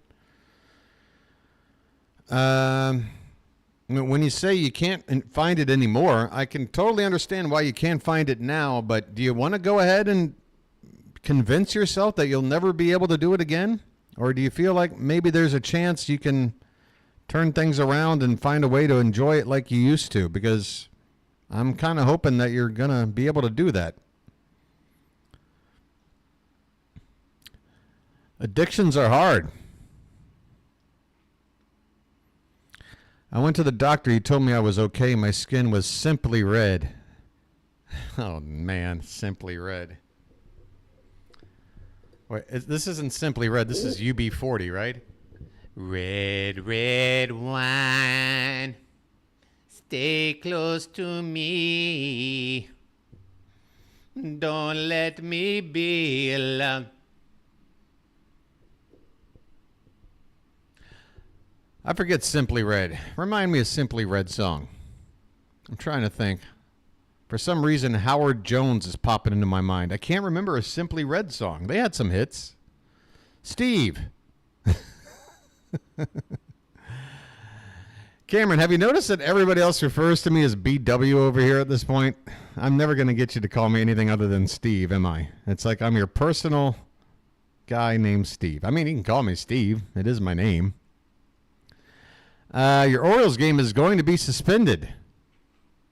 All right, well, as soon as that's official, I will make note of it. Thanks, Cam.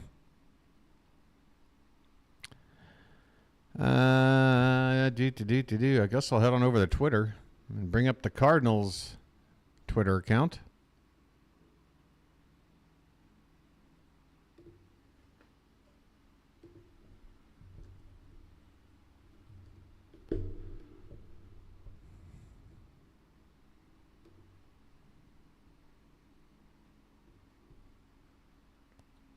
Oh, yeah. The Cardinals have a new City Connect. The Lou, it says. Yep. Until St. Louis official Twitter says something different, Cam, I'm just going to stay on the air and then take it from there. But thanks for the update. What song did you hear today, Rhino? You got a man? You think a prime Adam Jones will be better than a prime Gunnar Henderson? You mean the other way around? Do I think Gunnar Henderson will be as good as Adam Jones in his prime? I think Gunnar Henderson, I mean, first of all, we're comparing a center fielder to a shortstop, so I guess we're only talking about offensively. I think Gunnar's already above Adam. I mean, Adam probably steal you a few more bases, but in terms of raw power and just being an absolute menace at the plate, I mean, Adam Jones' best was a tough out, but Gunnar Henderson already at the age of what, 22? Gunner's already right there, and with a ceiling that's even higher than it already where we sit right now. Oh, red, red wine. Red, red wine make me feel so fine. You keep me rockin' all of the time. Red, red wine make me feel so fine. You keep me rockin' all of the time. Red, red wine. Love you right from the start, with all of my heart. Red, red wine to make me feel so fine. Then a bunch of words together that I don't know. Yeah, it's a good song. That's all right. But I'm asking for a Simply Red. Oh, Holding Back the Years. Was that Simply Red? Holding back the years. See, now I need to look it up because I can't remember what Simply Red did. I simply forgot. Give me some songs. Yeah, Holding Back the Years. There you go. First one that pops up. That's the one. Okay, I remember that. And I wasted all my tears. Wasted all of those years. Yeah. Storms are trending, I guess, to the southwest. This game is going to be suspended. Okay. Well, that will be how we end things. Just going to wait for the official word. I'm sure it's going to be popped up on Twitter. Is Sunrise a good track?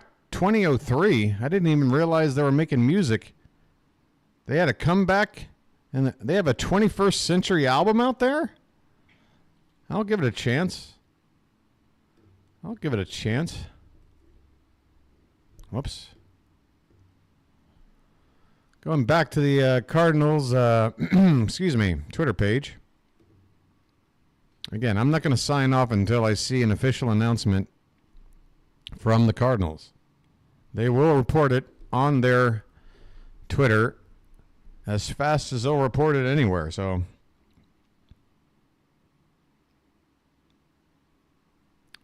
you used to listen to 50 Cent. What happened? BirdWatcher karaoke. All right, what's up next? All I want to do is zoom, zoom, a zoom, zoom, and a boom, boom. Yo, shake your rump. Rex in effect. Matt's out of the house. All right, Matt. Thanks for coming by for my birthday, everybody that's taken off. We still got 46 people hanging in there. Hardcore. I mean, a big birthday bash. I got $10 to make you holla. I get paid to do the wild thing. Oh, my. Oh, that might pay for a mouse. The Humpty Dance is your chance to do the hump. Hey, Digital Underground, you always go with the Humpty Dance, but I really liked Same Song, which featured a little bit of Tupac Shakur. A song that was featured prominently in a very bad late 80s comedy, maybe even 1990. Nothing But Trouble, starring a very tired and funnyless Chevy Chase and Demi Moore. That's right, the Sex Packets LP. It's my prerogative. That's right. Man, that Bobby Brown album was huge. I mean, that album had like 6 songs that they weren't number one. They were like top 20. Huge. I made this money. You didn't. Right, Ted? We out of here. Out now. I'll do what I want to do. Me and you. Together. Everybody's talking all this stuff about me. Why won't they just let me live? I don't need permission, make my own decisions. That's my prerogative. Yeah, how'd that work out for you, Bobby? You made your own decisions. Nobody was helping you, and you made all your decisions. How'd that go, Bobby? You're right. It is your prerogative. You can do what you want to do. Like, I don't know, self-destruct your own career? Okay, here's the situation. My parents are away for a week's vacation, and They left the keys to the brand new Porsche. Were they mine? Well, of course not.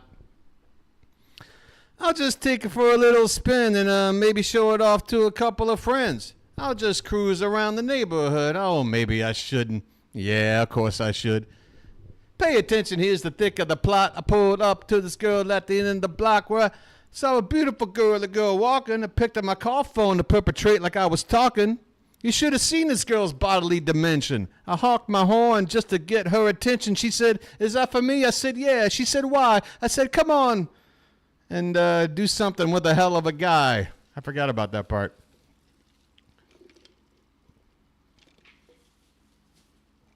I forgot where it goes from there. What's the next part? Come on, take a ride with a hell of a guy. Then she gets into the car. What the hell happens there? Something about she put her hand on my knee. I put my foot on the gas. We almost got whiplash. We took off so fast.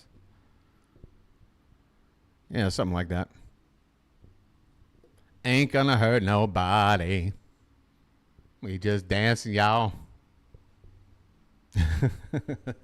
No sleep till darn it.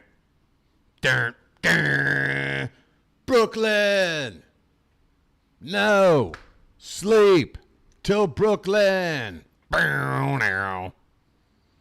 God, I'm gone totally Beavis and Butthead. I don't know. Can we just go ahead and, make this official here, St. Louis? What are we doing? What are we doing? Little kid and play? Homie, don't play that. Homie the clown, don't mess around. Homie the clown, don't mess around.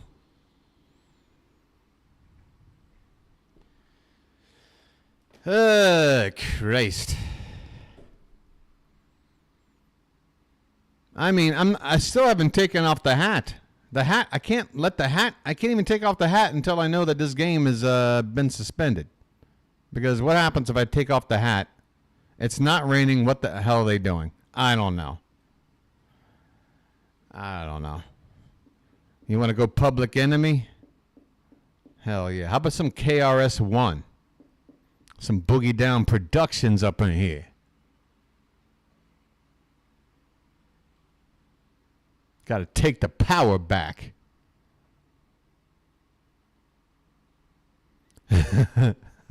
Ken Tanker is doing his Beavis and Butthead impression. St. Louis is like a dumbass. Hey, Beavis. You want to watch a rain delay? Yeah, let's watch a rain delay. Sounds like fun. Fire! Fire! Shut up. Lance Lynn is fat.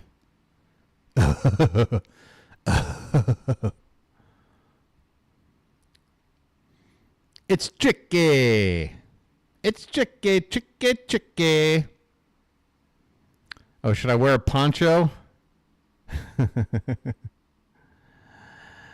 Steve, until the game officially gets suspended, do the Boston Celtics overtime game? No. What else? What's shaking? This sucks. Hey, Beavis. You want to smoke a Lucky Strike? Cool.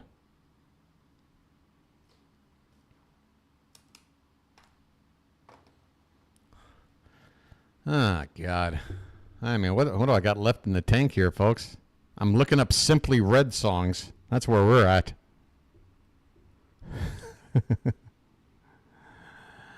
Boy. How about a little, what was that band? Level 42.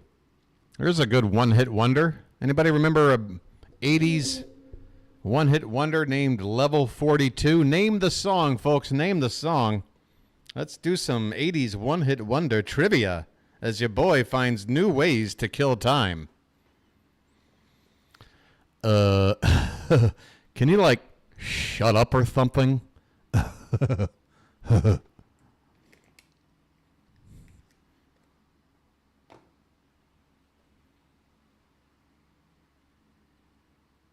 You said long. Yep, we got a long rain delay. You said long. Jesus Christ. Jesus Christ. What are you going to do?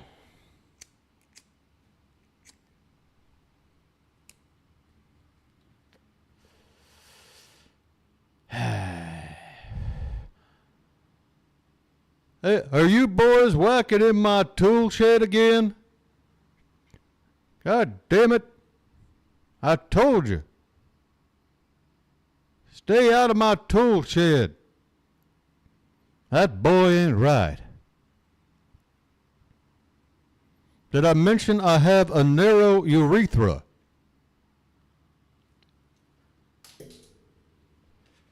Uh-oh.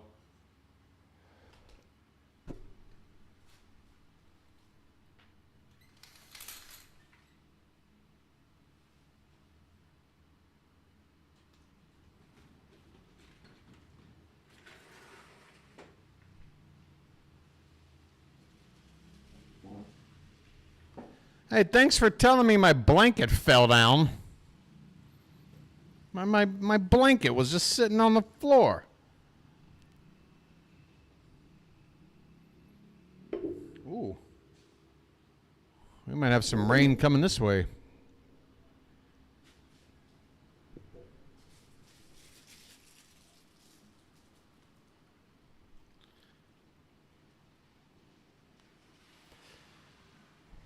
Who here likes propane gas and propane accessories?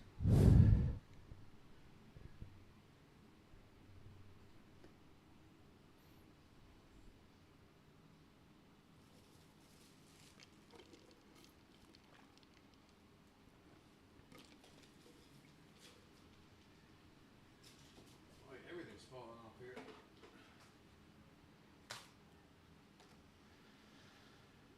Wow, chat has come to a complete halt as the fan is now blowing crap all over the place.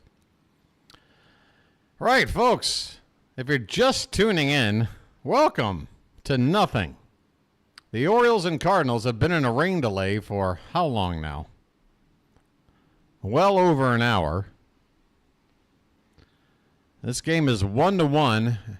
Just as we were about to go to the bottom of the sixth, they decided that there's some rain about 2 hours away. We should cover up the field now instead of, I don't know, complete the game and go home. How about that for an alternative idea?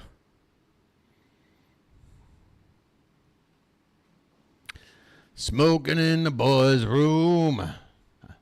Yeah, I was smoking in the boys' room. Teacher, don't you feel me? Up with your rules. Everybody knows that smoking in the lounge at school. What? Where am I at? Hey, as long as I don't start doing Celine Dion, we'll be all right. If I start doing Celine Dion, just sign off. I don't know, Narniac. Again, I'm checking in with the Cardinal Twitter, and an update of some sort by the official Cardinal team would have been nice at this point. They say they will provide updates as soon as they become available. Well, an update of some sort once an hour seems like not too much to ask. How about you do that? Just say, yep, we still don't know, but we're just here to tell you we don't know yet. We need you to sing the whole Funky Cold Medina album. Actually, that was, what was the name of that Tone Loc album? It wasn't Funky Cold Medina. I think it was called, was it Loked After Dark? Or something like that? Or maybe that was one track. The teacher's lounge at my elementary school was always really smoked. Man, I had an English teacher. Oh, I can't remember her name. My junior year of high school. And you just knew. Hey, folks, hold on. Hold on. TV update.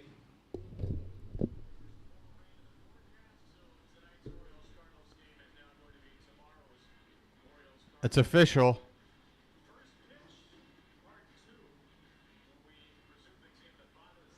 All right, folks, here's what's going to happen. 12:15 Eastern tomorrow.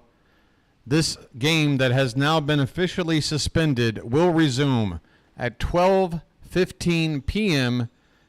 Eastern tomorrow. Your boy will be on the air at 12:05 Eastern, which is 11:05 a.m. Yeah, I'm Narniak. I'm giving you the info right now. So 12:05, they will resume play of this ball game, and then once this game has been completed, the scheduled game for tomorrow will begin 30 minutes upon completion of this game.